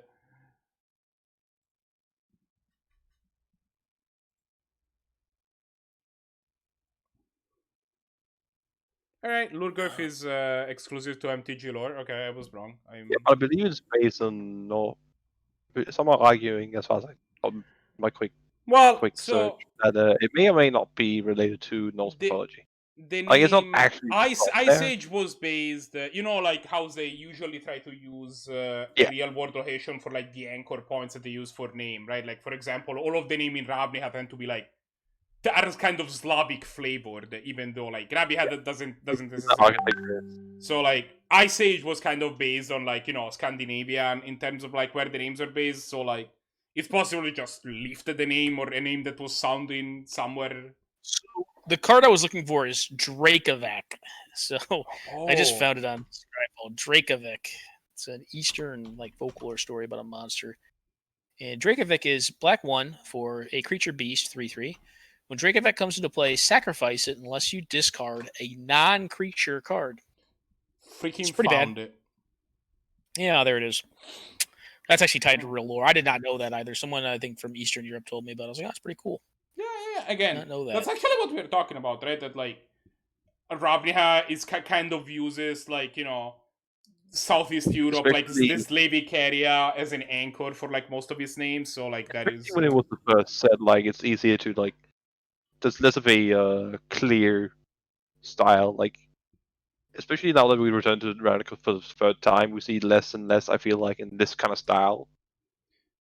Yeah, you talk about like actual like tied to like real world events or like for example, or like that like very heavily inspired.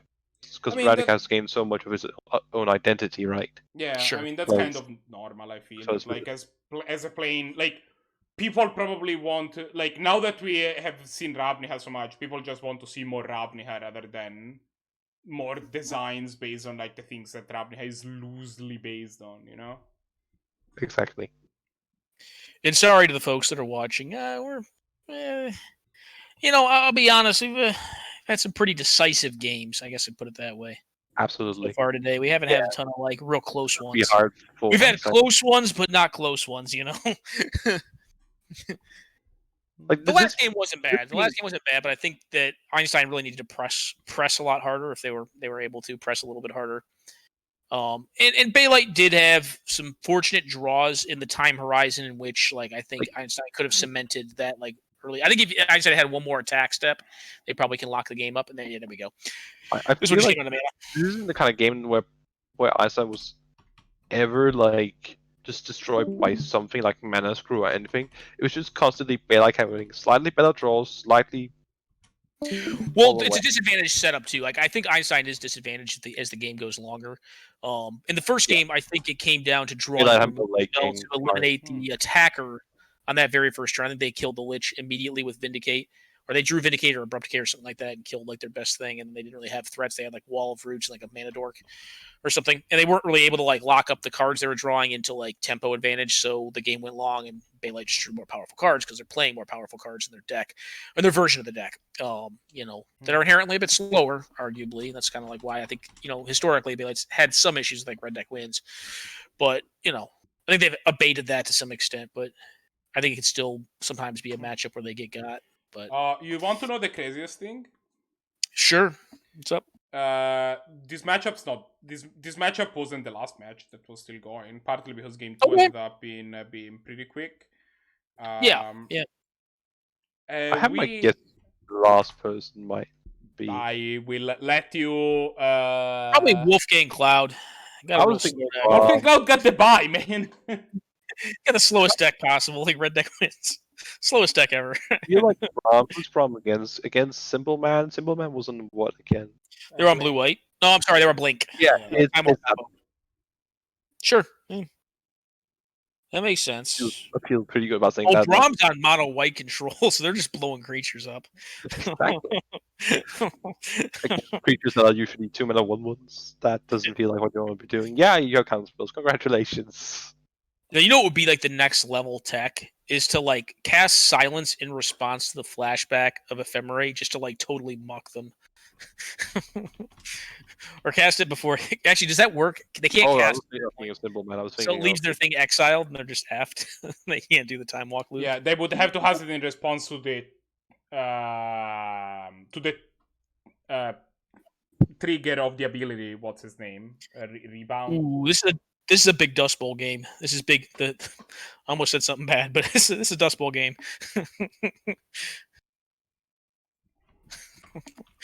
It wouldn't have been intended bad, but it probably would have come out bad.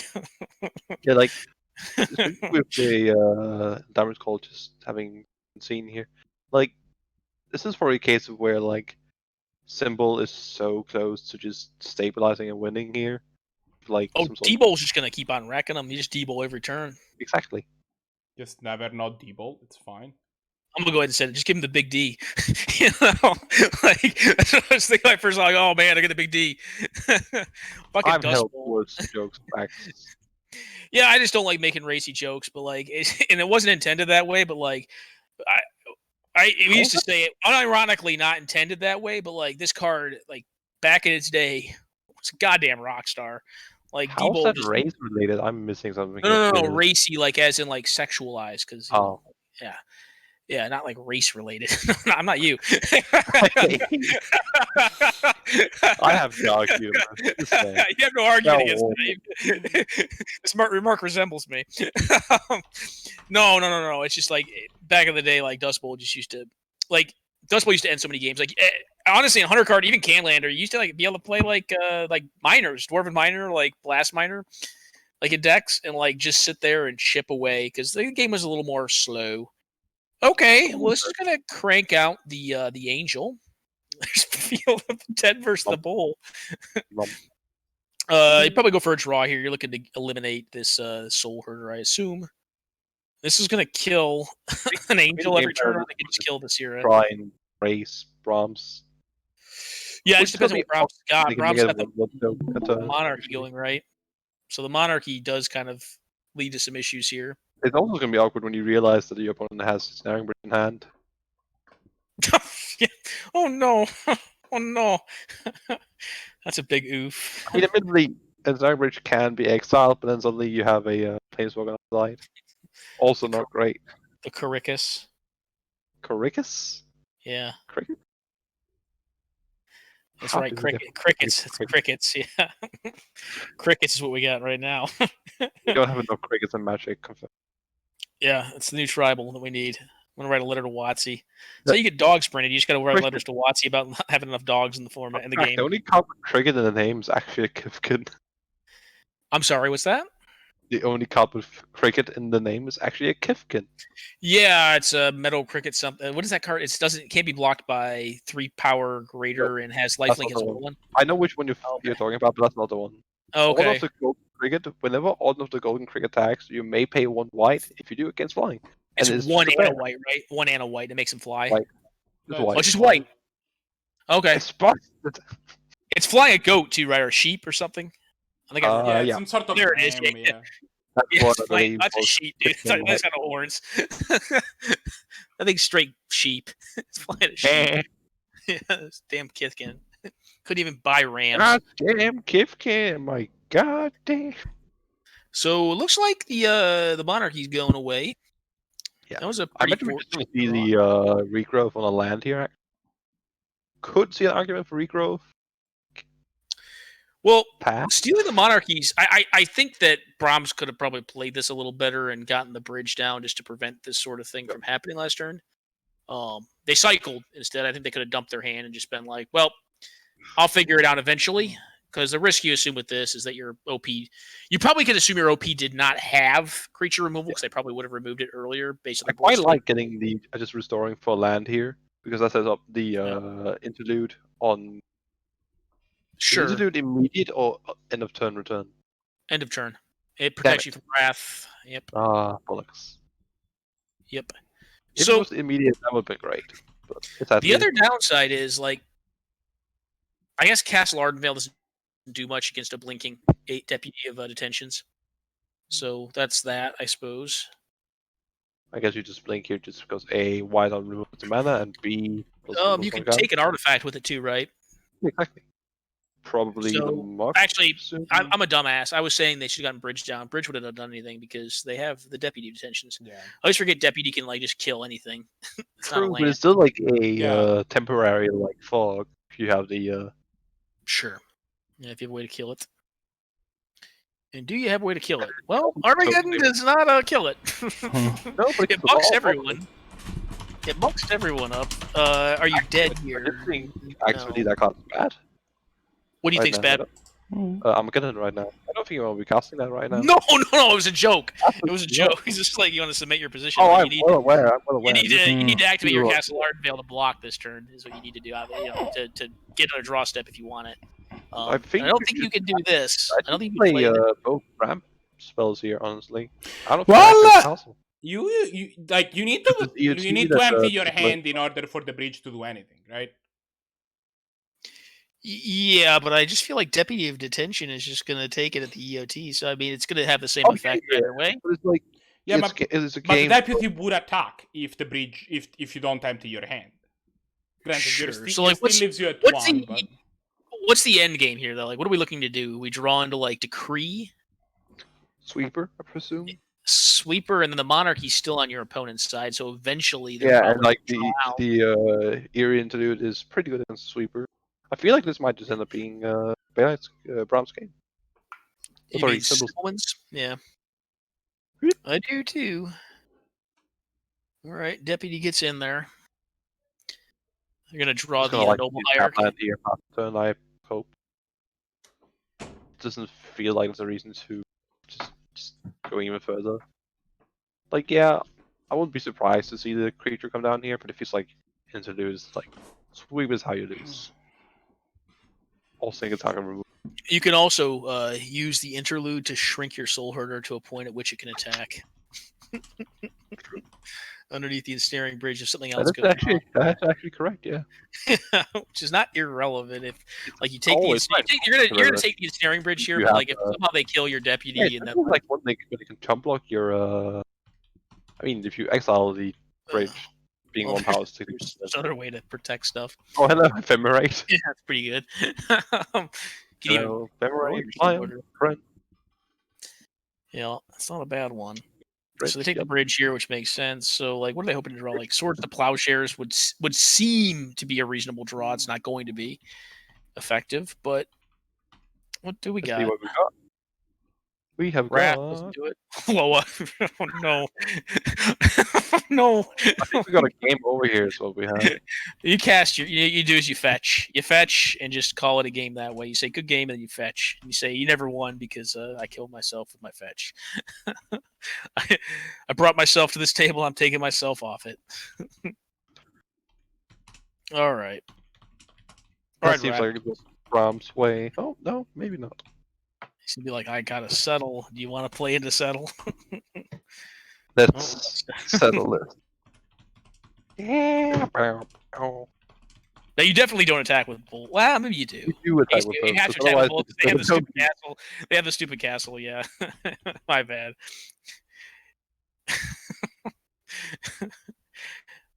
What funny thing could happen here? All right, Or got just this. like, Okay. or like a single target remove spell also does it in that case. Yeah, you should attack with both. Just looking for funny things that could happen. All right, they just win. They fetch in response. They just wait until the last minute. I like it. Alrighty, I'm gonna take a quick break, guys. I'll be back probably in like 2 to 3 minutes. All right. yep. We are going to go to a new match anyway Cool. for these. I already know that they're gonna be swapped now because they're gonna have Brahms create the match. I just know it that that's gonna happen. Yep. No, they didn't. Okay. No, they absolutely Maybe those did. Fuck. Dead. No, it works. Never mind. I am. I'm an idiot. I just. Italian idiot. I've heard of American idiot, but that's a new. Yeah, it's, you know.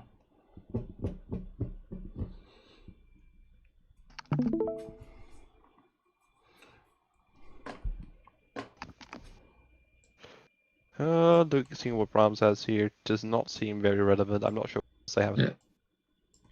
Does not look very The enticing. 7th is Swords to Plowshares, which is good, but Sauce is great. Elspeth's fine. Armageddon's great. Timely is fine. I would probably Timely keep is this. bad, actually, I believe. You don't really care too much for the things that Timely adds to this game. It's life gain, which is not important, and it's creatures, which is fine. Brahms kept. I'm not sure what is the card we were missing again? It was Armageddon. It's Or Ravages of Armageddon War. or Ravages, one of those two. Actually, fun fact, I almost never see Armageddon, but I've seen Ravages of War so many times. I think you saw it don't like just 3 times don't in your just mean opening it like- finals. Are you still there? Yep. yep. I just quieted down. Cause why would you even mention that? I felt bad. I felt So did bad. I. I'm like, I felt bad because I'm like, I gave him this deck, and like, I know that deck's good, and I'm like, Oh, I think it was good too. he I just got showed my up and ass. pooped all over you. It's like, come here, buddy. Today ain't gonna be your day. I'm just like, Yeah. you know, like there's some people you just meet and they hate you, and vice versa. Yeah, Does yeah, I know. Hideaway That's work what I was where if just you warned, kill it in apparently. response, they never get the card? I'm sorry, what's that? Does Hideaway work where if you kill the card in response, you never get the You card? have to exile one of the top 4, and then it would just never come to them. think Yes, it's that is in the- accurate. Yeah. No, if you do it, well, the trigger's in the stack. You can kill the card, exile it, kill it, whatever. They will be forced to still hide away one of the top 4 cards, and they will never have the ability to get it. Yeah, I believe it's 2 separate triggers, so that's hard. I believe it works. It But is. Mark, No, it okay. is. It is. I promise you, because I played it this morning and did it. So I I like play it petty really a lot. So they will get the card from this though, because it's already Yeah. obviously For what it's underneath. worth, we can't see the entirety of Brahms' hand right now. We are missing one card. It's They a just played- Ravages, but They just played a very important one that I didn't see either. I looked at their hand. I'm like, their hand kind of sucks. Now it looks pretty good if they have Ravages plus Planeswalker plus Timely and Yeah, Ravages Sword. here, like Fellwallstone. Wordsman know that to play, admittedly. Yeah, I think you're fine with that. I think you hope they play a Kitchen Finks here. You Swords to Plowshares it and just blow up all the lands. Pew. Especially with the Monarchy going, you know. Oh, they can't play the Kitchen. They have to play this thing. That said, they'd be exchanging the Monarchy at that point, right? You don't really want to reference when you draw an Ugin. I think Ravages is one still of these great. cards is not getting cast. And again, is Elspeth just better to get down at this point? Yes, Hmm. I think. I think it's either Elspeth or you play your Boros. I think Kyle is Yeah, definitely going to be pushing here now. I don't like Ravages here, but Yeah, it's gonna be kind of awkward because now they can do this, and with the Gaia's Cradle, they're not like if they draw a Mana Dork, they can be in a pretty good spot to kind of recover pretty easily from this. Yeah, and I'm they not get like the Monarch back here. Yeah, they're gonna be trading the Monarchy off unless their OP draws a Dork. Mana Volt's pretty good. Well, they can't cast it right now. I mean, But when your luckily, opponent like- plays a land, Cybalm's hand is like not a good hand, but it's good against this. yes. It's very good against this. Very punishing.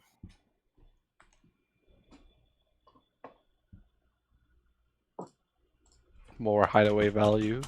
Choo Yeah. choo. Yeah. All about the value train. I think I did like playing the Elspeth better, but it's just me. I like playing the Elspeth or the Boris Signet better. The I what? don't like playing Or The Signet. Signet, I think, is the most passive line. I'm not sure if I really like that either, but I think I like playing the Elspeth a little better. Just really cement position. We got 2 mana up, you know.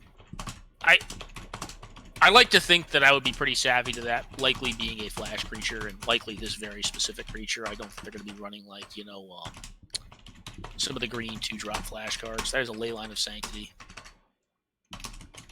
Oh, I honestly think you just got to go for the swing here and hope they mess up.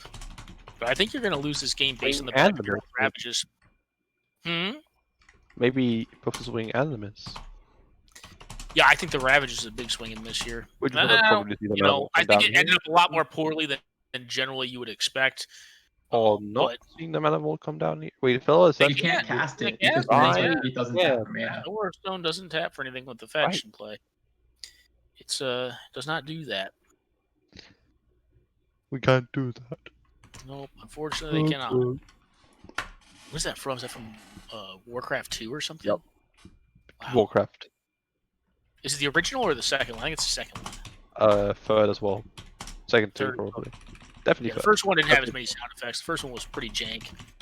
I haven't played any other than the free. Third. Free?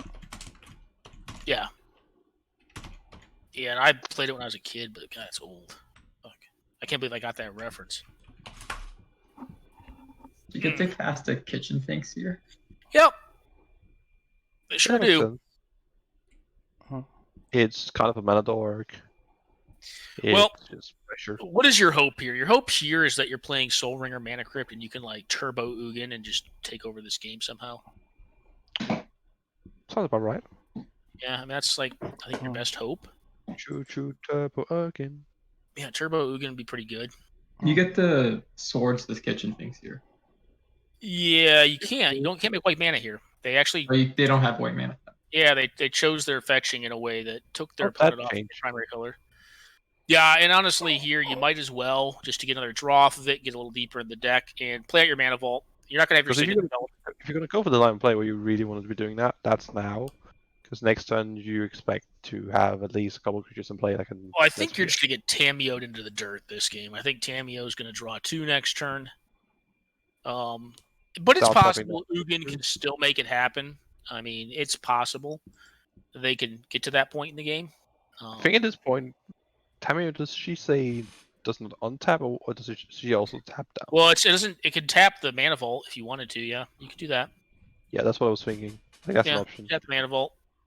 And then maybe like the Palace Jailer and make sure they don't tap that one as well. Yeah. I don't hate that line of play. No, I don't either. I could just see drawing more cards though to really cement this. We'll see what they do. I like playing the field here because might as well. Oh, yeah, get they're the gonna tap. down. Hmm. Actually, maybe actually no Hell Fountain's better. The funny thing about Mana Vault is this actually doesn't impact it because it has a trigger. What is it? A delayed trigger, right? Red Mage. Oh, Red Mage gone.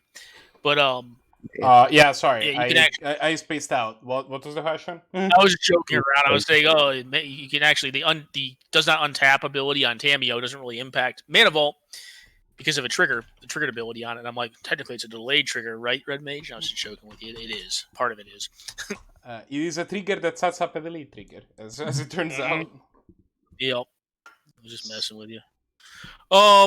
You can play Talisman and Signet here. Is the question? And the question is, do you have 3 turns? So you take this turn to develop this artifact mana, next turn to untap the Mana Vault, which you really can't do because then the Tameo just taps it again.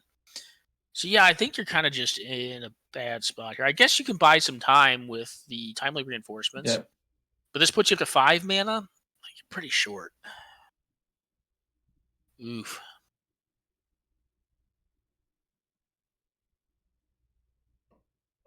And if well, actually, at this point, can you just combo kill? Like, how short are you on Cord? You can Cord next turn and kill. So you need to set up that for next turn. So you play Avacyn's Pilgrim. I could see possibly going for a Coiling Oracle. You ideally want to leave white mana open, though, because then you can use Eerie Interlude to protect your stuff from a Wrath.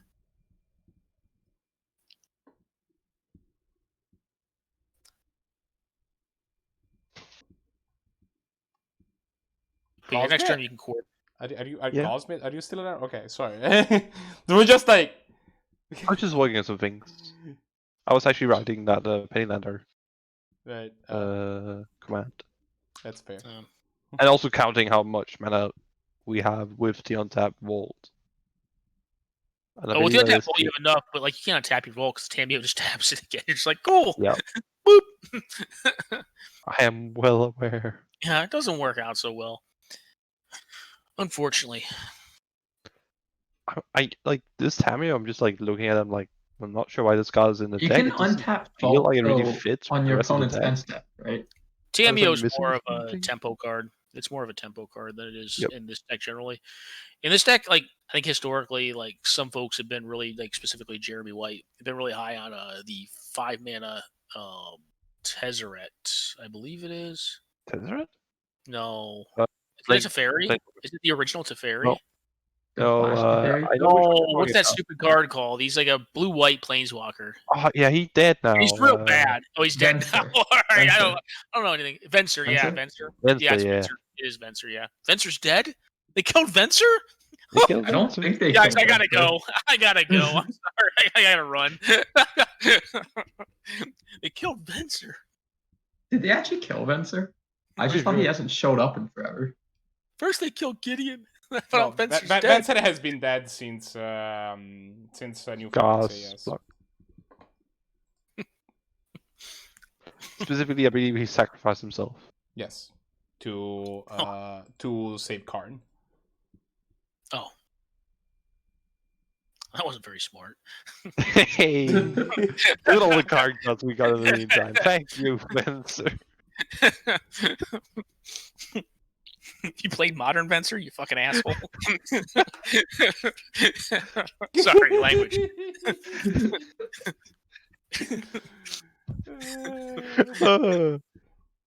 God. Oh. 10 out of 10 conclusion. Oh, they're gonna get the thing now. The thing? Yeah, that would be the spell seeker. Oh no, not the thing. Like, fishy not attacking here. Wonder why they didn't attack. You're not attacking me. Haha. Yeah, this is game over. Yes, they have a 2-drop. It's game over. Okay. It's a game over because they got a 2-drop and they've got 4 mana available, which means they're going to be able to do Ephemerate, which they bling. Well, they get Ephemerate, which will blink their thing. It'll find Time Walk or whatever. Find Time Walk, or it'll find Neoform. In this specific sequence, because on your opponent's turn, doesn't matter which order you find them in. Typically, you'd find Time Walk first, but it doesn't matter. Yeah. So find Ephemerate, blink, find one of those 2 cards, find the other card next turn, convert your Watcher for tomorrow into a Eternal Witness, and go ham. So that's it. That's it, folks. Combo's pretty powerful.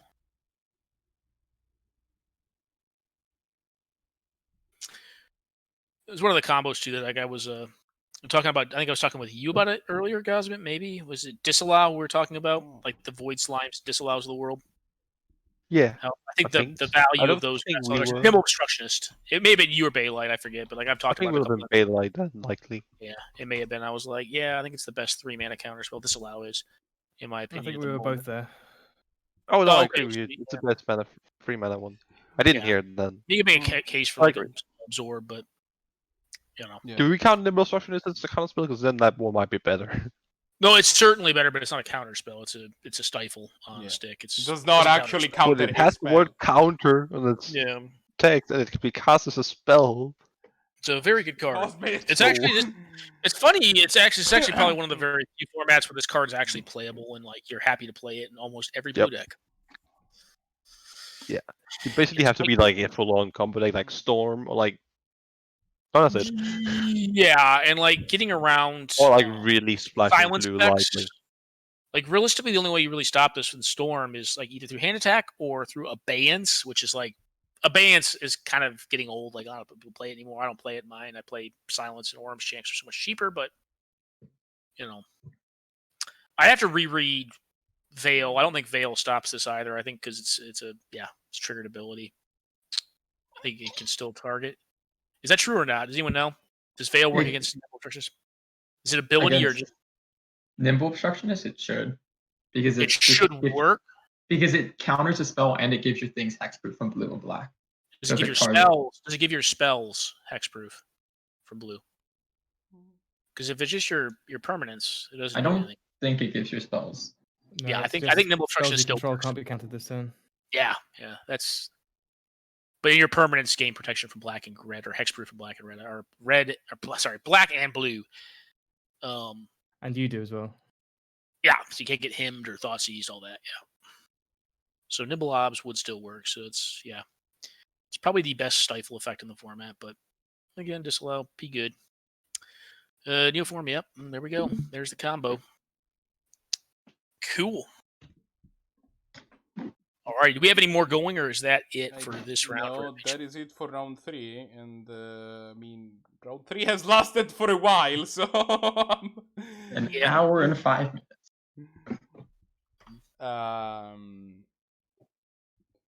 So we'll have to we'll hope that round 4 is a little bit faster.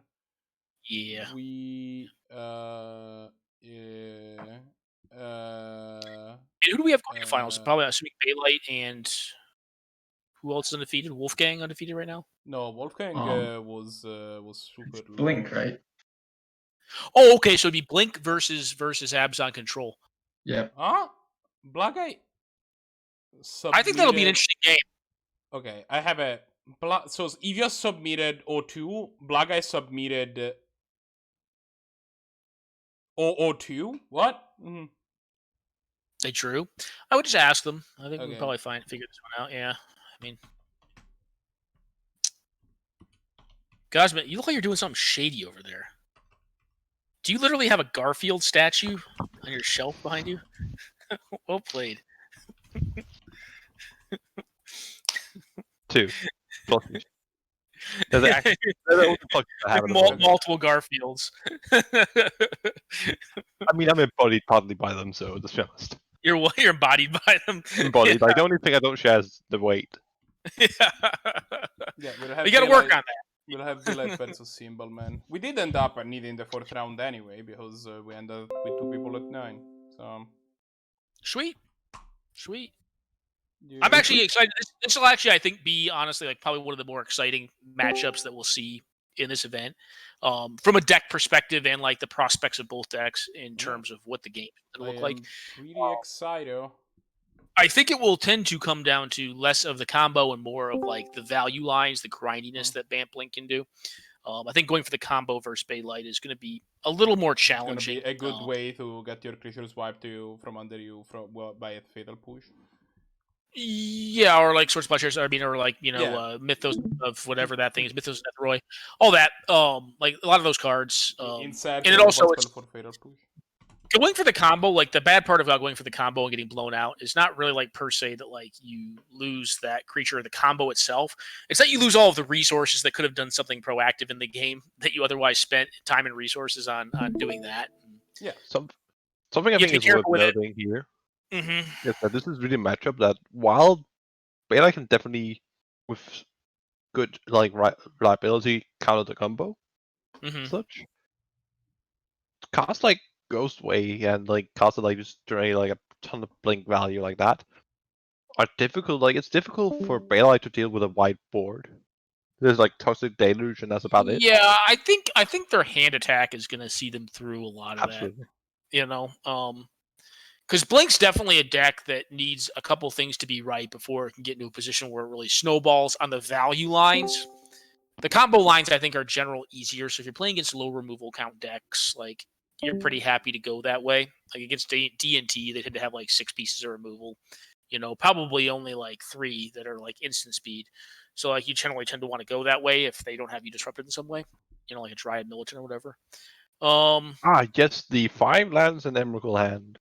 Oh, I don't see the other card. The other card it looks like it's all lands and Emrakul. What is Bailite saying there? 6 lands and Emrakul. Snap keep. Yeah. Best hand ever. Typically we have switched the hands, but Never seen a better hand in my life. Yeah, that's one of the costs to play an Emrakul that promised in your deck. Sometimes it promises you to be in your opening hand. Let's be honest. Is there a singular card that if you choose another card that would make sense in the Bailite's deck, is there a card you would have in your hand and keep there? Could you exchange the Emerald with anything? And Maybe any Dark card? Confidant, maybe Dark Confidant, but that'd be still Yeah. bad. Dark Confidant, Upkeep, Emerald. I don't know that they're running Dark Confidant. Actually. Now I think about it, I don't think they're I playing. don't Dark believe Confidant. so. Yeah, I didn't think about it. I'm like, they're probably not playing Dark Confidant. That's a card that I like playing in Abzan, but I don't think they Emerald. go with it. Yeah. Oh. Upkeep, take 13. Yeah. Honestly, people always like talk about Bob like in like taking 13. Like, folks, if you're on the fence about Bob, just try it out. Like, you will win. Oh no, I agree. I'm with you all the way. Like, the thing is, honestly, like what it comes down to is you really need to optimize your own lines and really understand where you're at in the game. But like, it's so easy to trade off a Dark Confidant, and even if you take 18 off that thing, like depending on the matchup, but like the matchups where you can take 18, you are going to win those games. Like, you will win those games. Like, almost a promise. Like, against Red Deck wins, block their Goblin Guy. Just throw it under the bus. Maybe draw a card can save you. Who knows? Yeah. Well, against it's Red Deck wins, incredible just block. It's bad against Red Deck wins. If you were up against a deck, no matter where people are playing, Red I Deck wins. don't think it's bad against them. I think you just throw it under the bus. You just block. No, with I it. don't think it's okay. Bad is incorrect. It's a just Piker not against good. the Wings, but Red Deck Wins is Exactly. also a match It where, blocks. like, Red Deck Wins is also a match where you don't mind having a Piker. You can do better, Yep. yeah, you can do better, but Yeah, but you also have to remember, like, and this is actually a bigger deal than it sounds like. The fact that it has 1 toughness because Yeah, of with arc guys like trails and such Portable, things. Arc Trails, like, yeah, but I mean, if you got that, you got it, and it's like, could you be playing a better card against Red Deck Win? Sure, Tarmogoyf. But like, Absolutely. if you have that card, it's upside in the matchups where It's it a is fine good. card in the Yeah. matchup. the and fact then that it especially is in a other card that matchups. can be on the board for 2 mana is already just an okay floor against Red Deck Wins, even though, yeah, it's not the best card in the board. We're talking about Goblin Piker. Obviously, you can do better than that. Now, what is it? It's God, I can't think of it. And sometimes it's just our a Dark low life Promise. build that is just bad either way. If you take Remage, you're gonna know this card. It's the 3-mana Dark Confidant Enchantment. It's so bad. Oh, Dark Dark I think? Tutelage. Dark Tutelage, yeah, it's so bad. Oh man. A card love that it. was printed in Magic 2011 and then never reprinted for good reason. Yes. Godsfield. Godsfield sounds like some sort of like new Battlecode land because it feels so dead. It's so bad. I love it. So rough. Although, imagine if you played this. No, maybe you could play it that. You could play it in Treasure Hunt. It'd be a card that's on a land. My favorite part Does about this anyone card know, like, is just a that bit of an aside here? when Does Wizards anyone know how you'd make it? Pardon? by the time that Wizards felt the time to print this card, Phyrexian Arena had existed for like 10 years. Yeah, like, and then Phyrexian Arena they did isn't by any fix. means bust. They did It's good. fix this card though. They put it on an Orc Pirate. I always forget that card's name, but Oh, Yeah, that you was put good. Angry Bob? What was it called? yeah, that card's pretty good. Yeah, we also seen I like Pains that. here. Pain's here is pretty dumpster. Unless you have Smuggler's Copter, it's pretty bad. It doesn't attack Okay, range. question: Pains here or Dark Tutelage? Which one would you rather want? Oh, Pain's here easily. Exactly. But I'd play the Menace one before I'd play Pain's here though, even though it doesn't draw as many cards. But Menace one? yeah, Glint Sleeve Glint-Sleeve Siphoner. Siphoner, Yeah, And it's far better. And Yeah, I guess that's on Dark. You're thinking of it Covenant. from context of like Red Deck Wins, which it is worse against Red Deck Wins because it has that one. No, I toughness. meant this is not Dark Confident. That's what I meant. No, it's certainly not. I mean, it's every other turn Dark. I probably was Confidant. specifically talking Dark Confident effects. Oh no! If you're talking about like you take damage due to the CMC, there's not a ton of that. Like there's some, but I guess you could you can cast your. I'm always going to be part partial of to a- Underworld Connection. It's part of a Myself. long lineage of Bobs that include Bob, Party Bob, Bad Bob, Angry Bob, Energy Bob, and So in this game right here, I think I'm we're going gonna to see call this him land, Medicine Bob and Energy Bob. which one So- is Energy Bob? What did I wouldn't Bailite call it Bob. It's more like it's closer to like what Hey, is gents, we actually have an interesting game going on. Okay, fine. Nani? Sorry, I'm just looking at it. I'm like, there's actually an interesting game going on. We're kind of just talking about other stuff. Yeah, Do that we have is Massacre Girl in this definitely a build? very relevant time walk. Yeah. Yeah, I think Baelish is dead. Did you say Massacre one?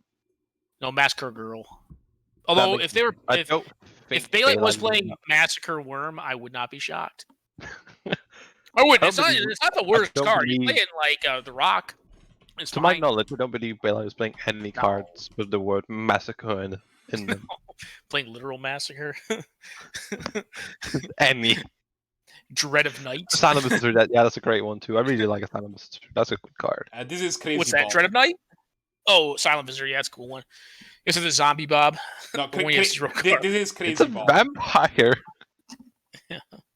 This is crazy. It's not Bob. That is Blood Scrivener is a Bob. This card is a Bob. But Blood Scrivener isn't a Bob. Blood Scrivener is It's bad Bob. I literally listed that.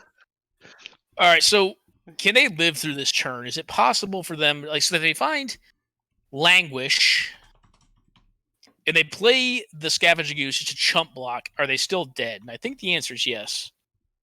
Yeah, things aren't looking great for Bailite here. Like, No, the Time Walk otherwise. was pretty rough. It was just a fair Time Walk too. Fair. Yeah, fair Time Walk. Comparatively. Yeah, I mean, And the thing is, yeah, we could. Like, I think Let's this is go just here. game. We're just gonna No, see. Actually, no, we have 1 mana off. so they block the 4 and one of the 2s and take. No, this is just lethal. You if they find like a card they can attack here. With No, the, here's an even better line. You cast Brains and Steal it for X equals 3. You get it in with this. You get back Time Walk. You cast Time Walk. You just attack twice, yeah. Sure. Get him. Could do that, or if you have Questing Beast, you just utterly massacre. Questing Beast, that works Yeah, too. if it was in their Blink deck, you can just utterly massacre them. Just like, you're I not was blocking just going anything, with bud. known information personally. I'm Yeah, hoping it for looks like it Questing looks like a Beast. symbol has realized that that on a play is available, Yeah. leaving out 1 mana. Yep, we're going for the Time Walks. Are they dead if they double block the The Goyf? Not the Goyf, the kitchen things? Or are they talking No, about the the thing, oh, the 1/4? thing's not blocked. They can double The block. 1/4, yeah, they die. Yeah, that's 4. They take 10. It's 10. Yeah, that's 10. Yeah, I think they're just dead here. I don't see them winning. Can't see a line. No, it's impossible. They'd have to have force of will. And like 20 more life. Actually, Shining I'm Shoal. trying to think if there's like one of the new forces that could have done something here. The Probably Black Force. one of the packs, and I earlier guess, as well. The Black Force, when they cast their The legendary Black card out. Pact. Is it a pact or is it a force? I There'll be think Black of Pact would have done intervention something pact. here. Like the Cruel Pact? What is it called? I Where was is that? thinking of... You're talking about Slaughter Pact, is what you're talking Slaughter about. Pact. Not a lot of folks play that anymore. I think Stuff Found's more common. Slaughter Pact's a card. It's an interesting card. That wouldn't have been nearly as great here, though. Still good. No, it's not really that great a card. It's okay, but no, I was talking about Force of Despair. Like if they had done it earlier, like in response to that legend being cast, that could have been good. That'd have been sick. Yeah, it's one of those cards. It's like it's kind of like a counter spell in black, and it's like it's not that great. I think I found out what the Symbol Man's last point is now. Yeah, intuition. Yep, makes sense. Is there I'm an trying to think intuition if there- package that's obvious? Yeah, Savine's Reclamation into Spell Spellseeker. Spellseeker, anything, I suppose. Yeah. Eternal Witness, even you can put that in there too, and then you can just Yeah, regrowth this it is or unearth this it. is just like, yeah, this is just a great Ruins Reclamation deck. Yeah, it sure is. Their mana's awkward this time around, so they have to play a tap land on turn 1, and their elf does not untap their land, but they do have Neoform, which is a thing. I think I kind of like just getting rid of the Gavany Township and just like making this more of like not like dropping the equity in like the mid-range plan a tiny bit off the Gavany Township and just making the combo lines more resolute personally, but Yeah, I mean, to be honest, I don't like really going the whole Bant Blink too much. I don't mind like going like a little bit, like playing like some Restoration Angels and such. Like I think that's a fine point to be at. sure. But I feel like when you're at the point where you're playing like Ghost That's Away, like that feels too cute. You know, I That's just fun. play I think the Angel, Like it's fun. Don't get me wrong. Charming I love Prince. my Bant Blink. the Soul Herder, Blink. and then like the Ephemerate's about it. Soul Her is pretty sick, yeah.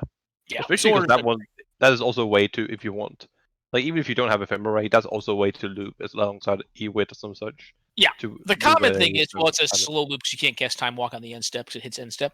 But it's a little awkward. But one of the things, like with these decks, and I think you kind of hit the nail on the head, is like you don't want to go so engine-y with it, in my opinion. You want to tend to keep it more standard mid-range, try to put as much, and like all the cards you talked about, like basically what it equates to is like they're either the very best at what they do, i.e. ephemerate, or they're creatures. So you get some sort of value out of them intrinsically as being attackers and blockers. So there's that. Or they get creatures in the case of Call of Calling, Greens on Zenith. Sure. Well, those are some of the best cards that they do, right? In my The opinion. best creatures. Yeah. Well, they find the right ones at least. I'm curious about the choice of what the Bailite played last turn of the what they got with the Stoneforge there. Oh, I think they just want to get more cards. I think they want to get more lands out of their deck. No, I agree. So I think that's why they got it. They can equip up next turn. Not finding the lands is a bit annoying here. Absolutely. Yeah, I mean their mana is not horrible. I mean they essentially made a land drop with the Land War Visionary. Their opponent's deck Like really the mana base of a simple. Not to... Oh, scratch that. Yeah, mana just got better. They're still a little mana shy at the moment. Let's see. They do open themselves up to It's getting worth sorted if they all go in for this it. intuition I'm sorry? plan here. What's I'm that? just thinking about the plan here. If that's worth, like, you're not casting. There's nothing You're really probably worth. casting intuition on end step. There's not really anything worth doing. You can't cast a Venser. You're probably not casting Cord for one. You're not that I mean, desperate. you could neoform into Tarmogoyf just to Sure block. could. I don't think they're playing Goyf. 2-3 Tarmogoyf. I don't generally play Tarmogoyf in these decks. How do you think? I'm gonna be honest. I'm gonna make a call here. I don't think Sibylman's playing Tarmogoyf. I don't play in these decks either. I don't think it's that great in these decks. It's okay, but it's just you're happier to play a Fibblethip in this deck than I'm Tarmogoyf. curious. What are we gonna see here? Fibblethip. All right, mana. It's kind of just an upgrade in mana. I mean, I guess No, it it's just blocks a not a sword. Doesn't block a sword. That blocks a sword. It definitely does. That seems like Depending a on the good power card of to the get creature. because that card right there gets Gaia's Cradle. That said, if the sword is on a creature with 1 power and you have Exalted as well, I just like it. it like unlike say the it's like it's quite likely that a creature that the sword is on right now on Bailite's side is gonna kill the Dryad if it blocks. Oh, it's not because they're gonna all be tapped to make a mana efficiency. They're gonna cast the Knight out. Oh, you mean like this turn?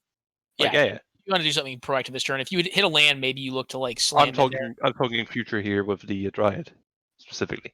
Sure, but I think what we're going to see here is they're going to Knight down, and Knight will get Gaia's Cradle to like make up for all these missed land drops off their forest. And then they'll probably just dump their hand and go ape shit with it. Right. Who knew it was a mana dog? Huh. Yep. Cool. You can do that from time to Call time. of Calling. Pretty good with Wall of Roots. Yeah. It's one of the few mana dogs in the game. It's not the only one. I can't think of others. Short. They are 1 mana short from being able to get the Seeker. At this point, though, Bailite does need to be leery because they're in danger zone, right? Like the mana is getting to a point where they're in danger zone here. That was a good draw. BRE. Yep, that was a pretty solid draw. Can I ask a question that I'm a little bit ashamed that I have to ask? Yeah, what's up? What game is this? This is game 2, I believe. Bailite is down 1. Okay, sorry. No big deal. If you have other stuff going on, it's fine. Yeah, no, I kind of got distracted. No problems. So we're gonna see the big sword hits. I think after they go for a seize here. Seize. What do you like taking here, Red Mage? I like taking the cord. Yes, I think cord. Although I see a strong argument for taking the intuition as well, because they have removal in hand, instant speed removal, and they will be capable of using it to eliminate. To just ambush whatever the creature the card gets. Yeah. So I don't mind. They go for the intuition. They're also just going to get Vensered this turn. So they're going to intuition in response, which means they're going for some sort of Savine's Wreck line, I assume, off of this. Yeah, not Artificer's Intuition, although a noteworthy card for sure.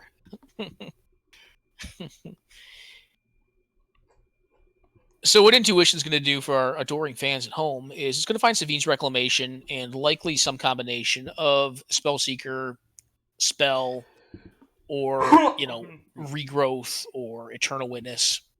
Savine's Reclamation will give them access to both cards, at which point in time they can go into their combo loop.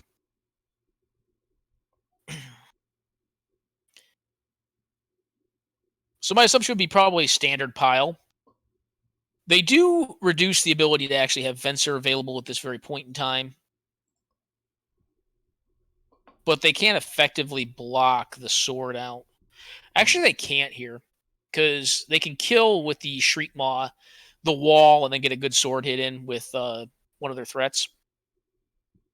If they use the Stoneforge to make the 2/2 sorted up, which would be pretty good. So yeah, it's Vesper Lark, Spellseeker, Savine's Reclamation. I think in general, I actually like giving them the... Well,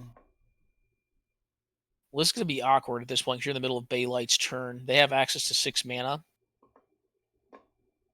I think you just give them Spellseeker here. What do you think, Red Mage? I will be honest that I don't know these lines as necessarily. Yeah, the reason I like giving them Seeker is because, like, so there's... Yeah, so I think giving them Spellseeker because you don't want to give them 2 uses of Savine's Reclamation. That gives them 3 cards back at their choice, which would include Seeker more than likely. But if you give them Seeker right now, you could Thoughtseize the Seeker out of their hand, which means that they have to use 5 mana at a minimum to get it back, which ties them off of mana to actually combo kill with it, giving you access to an untap to kill the Seeker once it hits board. Yeah. So I like Thoughtseizing the Seeker at this point because it is the most dangerous card, and if they have... No, they actually have just enough mana on board right now. If they are able to resolve it and Bailite has no black mana up, they will just die. So they need to take the Seeker at this point and likely use the Stoneforge Mystic plus the Noble Hire to get a sword in play, and then equip sword to the Land of War Visionary and get an attack step in. Probably use the Shriek Maw to blow up the Wall of Roots as well, because it's just... I can see hard casting it too, but I like getting a sword hit in here and just getting deeper, trying to hit another land drop out of my deck to open up my options, but... I believe Seeker is the correct answer, though, to take. Yeah, it's just that, like, the intuition line kind of forces you to be in this position where they're gonna get the things that they want eventually, so you just kind of force them to get them in the least mana efficient way. Yep.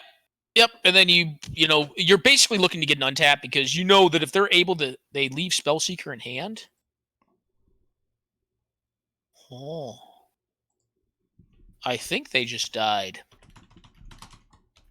Well, if their opponent doesn't hit a land, they're not going to be able to if they're going to cast the Shriek Maw, they're not going to be able to they're going to be 1 mana short. Leaving the Seeker in hand seems like a pretty grievous misplay to me. But we'll see.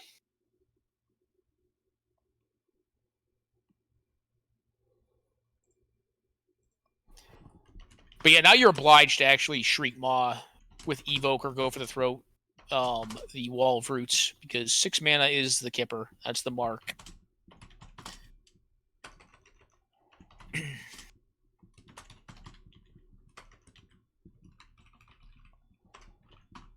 They go for the Shriek Maw, which makes sense. You want to leave the go for the throat because you want instant speed removal versus the Seeker.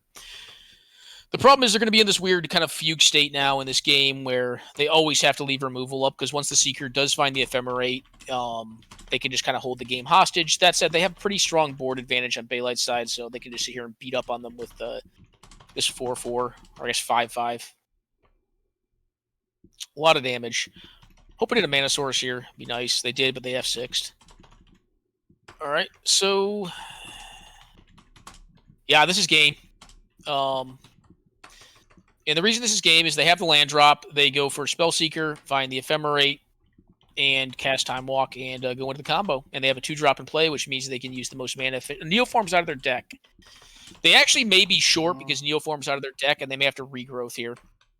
So Regrowth, yeah, actually they're short. So they can Time Walk once. And I believe if they hit 1 more mana source, they can actually go infinite. But because Neoform's already been used to find the Sylvan Caryatid, I believe they're 1 mana off because either Regrowth or Eldamri's Call comes at an additional surcharge of 2.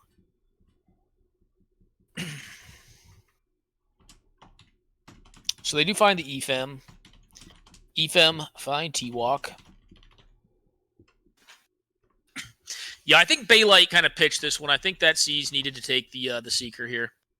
They didn't need to concede, though, because the game's not over due to the fact that they have Neoform in the bin. So they're actually mana shy. If they go for the Eldamri's Call, they do not have the ability to cast Time Walk in the same turn that they get Ephemerate back. They can put it in hand, though, which means you can muck it up on the following turn. So just if Bailite watches these, I don't know. They actually were not just stone dead there because the Neoform was gone. So, alrighty. Well, I think that's it. So that's congratulations it for this round. Yeah, congratulations for Symbolman. It's the first time that he. It's the first time that he wins one of these, and he's a new player for the season. So yeah, that's it's awesome to see our newer players do well. That was the first match to finish. So we have our pick of the leader. No, sorry, Blahguy versus Mudraman is also then. But so we have our pick of Einstein versus Brahms or Wolfgang versus Zannty. And I'm inclined to watch. Let's check out Wolfgang and Zannty. All right. Mm-hmm. Yeah, we haven't seen Wolfgang today. Let's check out some red deck wins. I guess fair. it's kind of a rough matchup, but yeah. Yeah, that was my reasoning there. Like I think we're gonna see Zannty get kind of. Well, it's either gonna be a real beating or it's gonna be a hell of a game. You know, so the more risk you take in the matchup, the higher chances there also are of having a truly epic game where like you pull on an underdog victory, which those are always fun. I actually don't see their match. Well, then pick the other one. The other one's fine too. I mean, I'll watch any Magic, you know. Yeah, Magic is cool. I'll have to wait a second because they were going into a new match for game 3.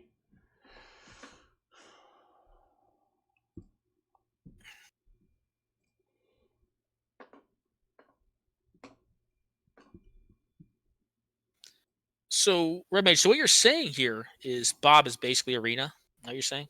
No. Bob has to be a creature. that is. Accept the joke. All right. Like I think. Okay, here's my point. I think that one of these two qualities is sufficient to be a Bob. You are something that draws cards in exchange for some amount of life, and you are a 2-drop that has either 2 power and / or 1 toughness, or you have the Bob trigger. Like, at least one of these two, but either one is sufficient. Like, you don't need both, is my point. Like, I think that Glintslave Siphoner is a Bob. Yeah, it's pretty close. I don't think about it that hard. It draws cards in black. Yeah. It attacks. It's great. I guess that's where you put them in your deck, right? Like, that's just... Oh, this might be a long one. Oh, yeah. We might be here. That's not a bad one to have. Tidal Sculler can definitely level things out. It's not going to be attacking anytime soon into a Mishra's factory, rather. It was workshop. Oof, I'd be down for that. For some workshop action going on. I'll be honest with you, Blahguy. I don't even know what Oakham Adversary even does. 2/3 that must death be touch. 2/3 death touch costs 2 less if your opponent has a green creature. It's 4 mana. But it's 3 mana if they have a green creature. What is it? What does it do? So it's a 2/3 death touch, and when it hits them, it draws a card. But it's 4 mana, but it's 2 less if it's.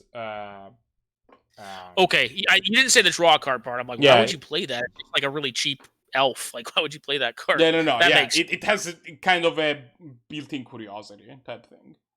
Okay, yeah, that makes sense. Okay, yeah. So if it didn't have like the Shadow Mage Infiltrator text, like I don't know why I would play that card. It's just, isn't there actually a better elf than that? That's like a 3/3 Death Toucher for 2 Ren Run Vanquisher. That card has some amount of restriction. I'm pretty sure. Well, Ren, the Vanquisher is actually just a big dummy. It just beats people up. It's pretty good actually, and like it's getting older, but it's fine. You have to show them an elf from your hand, though. Yeah, but you play that in a deck that's got a lot of elves in it. Oh, I don't doubt it. Mm. So we're getting Jailer back. We got Geddon Jailer. Oh boy. Geddon versus the Mana Dorks does not feel great. There's the Ren 1 run Vanquisher. Oh, it costs 5 if you don't have an elf in hand. Oof. Yeah, it's from the Silver Gilagap cycle, right? Like there's a Yeah, number of cards that do kind of that. Yeah. No. And it's randomly got Death Touch. Just like huge, but it still has Death Touch. Like, Yeah, it reminds me of that 3/3 with Skulk. Then they put into the. Oh, I thought you were going to reference Heir of the Wilds. That's what it reminded you of. Well, yeah, but the Head of the Wilds was a 2/2 some amount of the time, right? Like that's the. Yeah, until you get your like Rixasha down and like pumped it up once, and then like everyone was just getting there for 7 on turn 4 or whatever. But like it always blocked as a 2/2, which is usually when you want Death Touch to be a thing. It's a weird card for sure. It was a weird. That was Abzan. Abzan was the word then. It's pretty big. All right, so GSZ. What are we getting? I feel like we're getting a Q Beast and just putting them under the pressure. No, I'm getting this one. I guess at a minimum, this one does make it a little bit. This one's a little awkward from the standpoint that like the Palace Jailer is just going to eat it, right? And then they have a blocker, and they could also just randomly draw Caracas and bounce Questing Beast, which would be miserable. But I mean, you probably just Jailer here and just say, "Hey, have something." You got 5 power on the or 5 toughness on the board to block with, so seems okay. If they really wanted to, they can't actually activate the Blast Zone, but next turn they could to blow up the Mana Dork, and they actually may want to do that in conjunction with Armageddoning if their opponent does do anything relevant. But they're on Abzan, they're probably going to do something relevant here. Best play probably Gideon, ally of Zendikar, be my guess. Custody Lich. Custody Lich works now. It is, yeah. I was actually playing with that card earlier this week. So it's a fun one. I mean, as much as you can say Monarchy's fun, Monarchy, I've gotten used to it. When Monarchy first came out, God, I hated Monarchy. I'm like, this is so stupid. And like, so much more broken stuff's happened that like it's metered down in my expectations.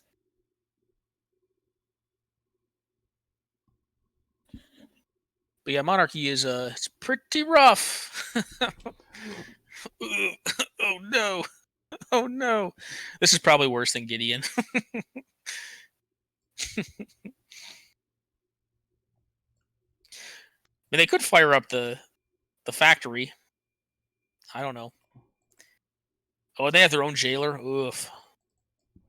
Abeyance. Oh no. I feel like at this point, like, you know what? I'm going to admire Brahms' tenacity. I would just concede the game. Personally. Yeah. I think he's under some stipulation that every game that he plays has to last at least 45 minutes, or he's not gonna fulfill his contractual obligation. That's part of the contract. I don't know what all is in his deck. If they sound like Wrath of God effects, but like even Wrath Not here. a lot of mistakes, I believe. Nothing. Oh, okay. No, it was really I just didn't hear you. I was just trying to make out what you're saying. That's for the better. I was just testing Brahms. It was inappropriate, I see. It was wildly inappropriate. Mostly just rude. Oh, okay.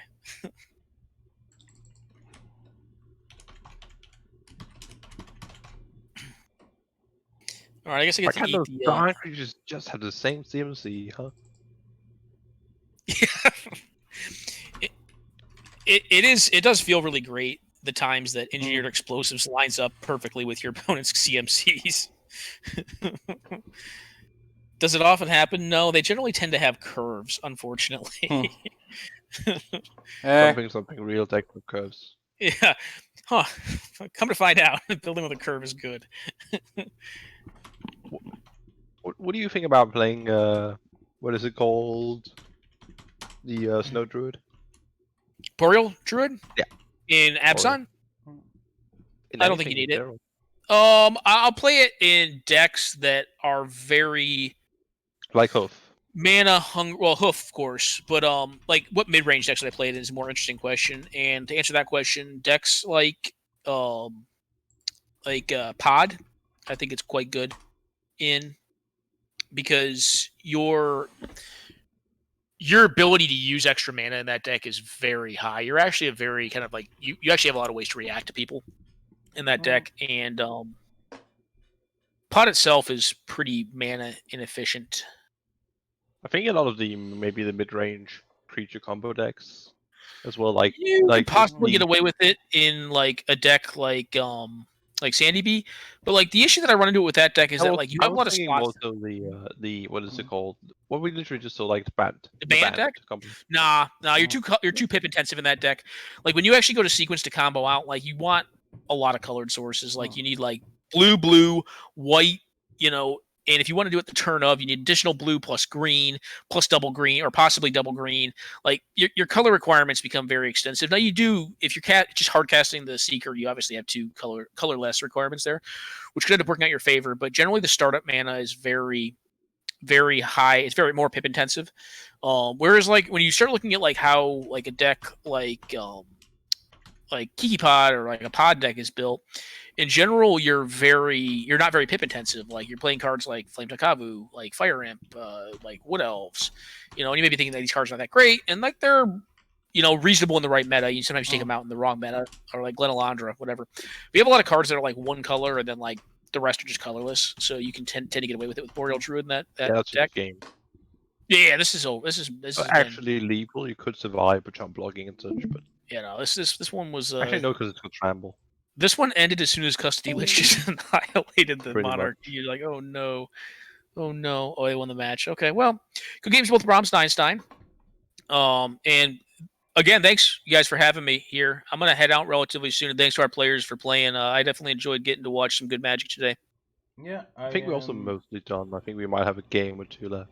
Oh, do we have more? Okay, hang out. I see WolfgangCloud and Zannty haven't reported it, but I cannot find their game in the lobby. I don't know what's going on. Why don't we just ask one of them directly? That's a fair point. Let's do that. But once again, I'll be back. All right. Yeah, so if we have one more going, I'll hang out for a bit.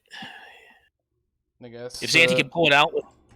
Now, you know what Zannty needs to do is pull off a Price of Progress win versus Red Deck wins. You're muted, Guzman. I think unless you intended to be. I think he left. He was a AFK for a second. Oh, okay. Are you still playing? I can't see your game in the lobby, but have not.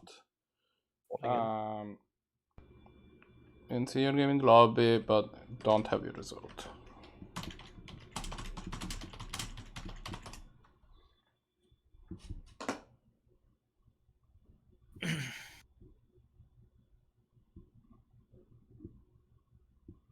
And like maybe I'm just blind, but I don't have my Moto on, so I can't check. that's fair. If they accidentally made their game private or challenge each other, it's fine. This game is kind of a back table. Okay, they are done. All right, Blahguy, very good, Blahguy. You gotta sometimes kill a Red Deck Wins player with Price of Progress just to let him know. Let him know who's boss. You hit him for 4 or whatever. It's like Flame Rift. How do you hit Wolfgang with his own? Well, I mean, you get him low enough, and like you cast a Fire Rift or Flame Rift. You hit yourself for 4 too. Yeah. It's a Flame Rift. It's your second copy of Flame Rift, which is arguably like probably the 3rd worst card in that matchup in that mirror match. But hey, it's arguably the 3rd worst card in your deck after in that matchup. Maybe it's probably the 2nd worst actually. Oh. Like if you're playing like Fire Drink Satyr, that's probably the worst. But like, no, it's probably better than Flame Rift actually. It may be the worst. It may be the literal worst if you're playing that card. The literal worst card in the mirror match. It might be. You put a point in for it. Oof. Yeah, but I mean that's the point. Though. It's like when you pull it off, it's like shooting the moon, in hearts. Yeah, I think it's the only pointed card that's like got like matchups which is actively bad. Yeah, but the upside's just so tragically good. You're just like boom. Like when I was playing Blue Red Temple a lot, I was just like, well, I guess we're gonna cut this. What did I cut? I'm going to cut this treasure cruise and put it and leave it in Price of Progress because it's better. The opponent's like, I'll pay 2 mana to take an extra turn. Moderate player in response, haha, take 10. Yeah, You die. get Die. Bloom. Have you considered not being alive anymore? You pay 2 mana to take an extra turn and 7 points. I pay 1 point and 2 mana to kill you. No, Price does deserve a point. Like, it deserves a point at a minimum on power level. Now, I don't want this to sound like a complete take back from what I've said historically, because I don't think it should have a point in the format.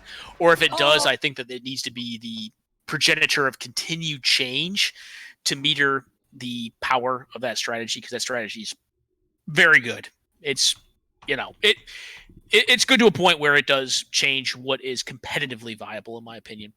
That said, like, is the card on the level to be at that to be appointed? Yeah, sure. But there's a lot of cards that are at the level, at the power level to be pointed. Like, for instance, like Oko is a powerful enough effect, given that the mana is really fucking hard. But if the effect itself is powerful enough to be pointed, the reason it's not is because it costs 3 mana and it's harder mana to cast. Has a litany of reasons why, right? Is it as powerful as Price? I don't know. Close. Close. That said, like, Price has won me so many goddamn games where, like, I had absolutely no right winning. Like, I was in a full strip lock and just managed to price someone out from, like, 16 or 18, or, like, I think against Ben Wheeler, I had an epically great game where they turn 1 flash me with, like, and had, like, an omniscience in play, and somehow I killed them with Price. So, the main reason that I like Price being pointed is just that, like, it feels very much like this card just operates on a completely different axis than the entire rest of the deck does. No, it's just that much better at it, is what it is. Yeah. I mean, it's just card advantage because it does 20, card. The point I'm trying to say is something along the lines of there's a number of games in which that is literally the only card in your deck that will actually allow you to win the game. Like, sure. That's not true. Which makes it feel like there is going to be. It's pretty reasonable for that card to be a point. Yeah. My whole thing with it, though, is that if you're going to do that, you got to do more, because it doesn't really change anything for the deck. Yeah, I mean, it stops them from free-rolling Black Lotus, which is apparently a thing that the deck has to do, but... I would be down for more... There was a point in the format where I think it was correct to free-roll Lotus in that deck. Given the pointings that occurred prior to the Price pointing, I don't think it was even really per se correct to free roll Lotus, because of the volume of games that you get into where, like, free rolling Lotus and being down that extra card was so relevant, like, i.e. like just mid-range or D&T, where, like, you really don't want to free roll because they're going to match. Even the fact that it's such a it is one of the worst top decks in that day. Like, it's worse than the last. Oh, it's horrible. It's very bad top deck for sure. Like, I have had like one game where I was like happy to top deck it. It was a really weird game. I've had a couple games with it where I've top decked it and used prowess to kill someone, or I've top decked it and a hard cast like a fire blast that for whatever reason I couldn't like cast. I forget. I hard cast a fire blast. That may not have been necessary. Or like had like Skull Clamp and like I mean, I need a mana anyways. Sure. Well, Skull Clamp is good cards and mana, so. Right. I'm gonna put an end to the tournament band. If that's fine. Groovy. Are we done? Oh, okay. Yeah, we're done. No. They Wolfgang and Zannty were finished when I asked them. I mentioned that maybe you didn't hear me. That's fine. So I just want to first thing first. Congratulations to Symbolman for his first 10-point win. Yay, il Mao. So that's awesome. I want to remind everybody, you want to sign in for next week. People are writing me. What do people want?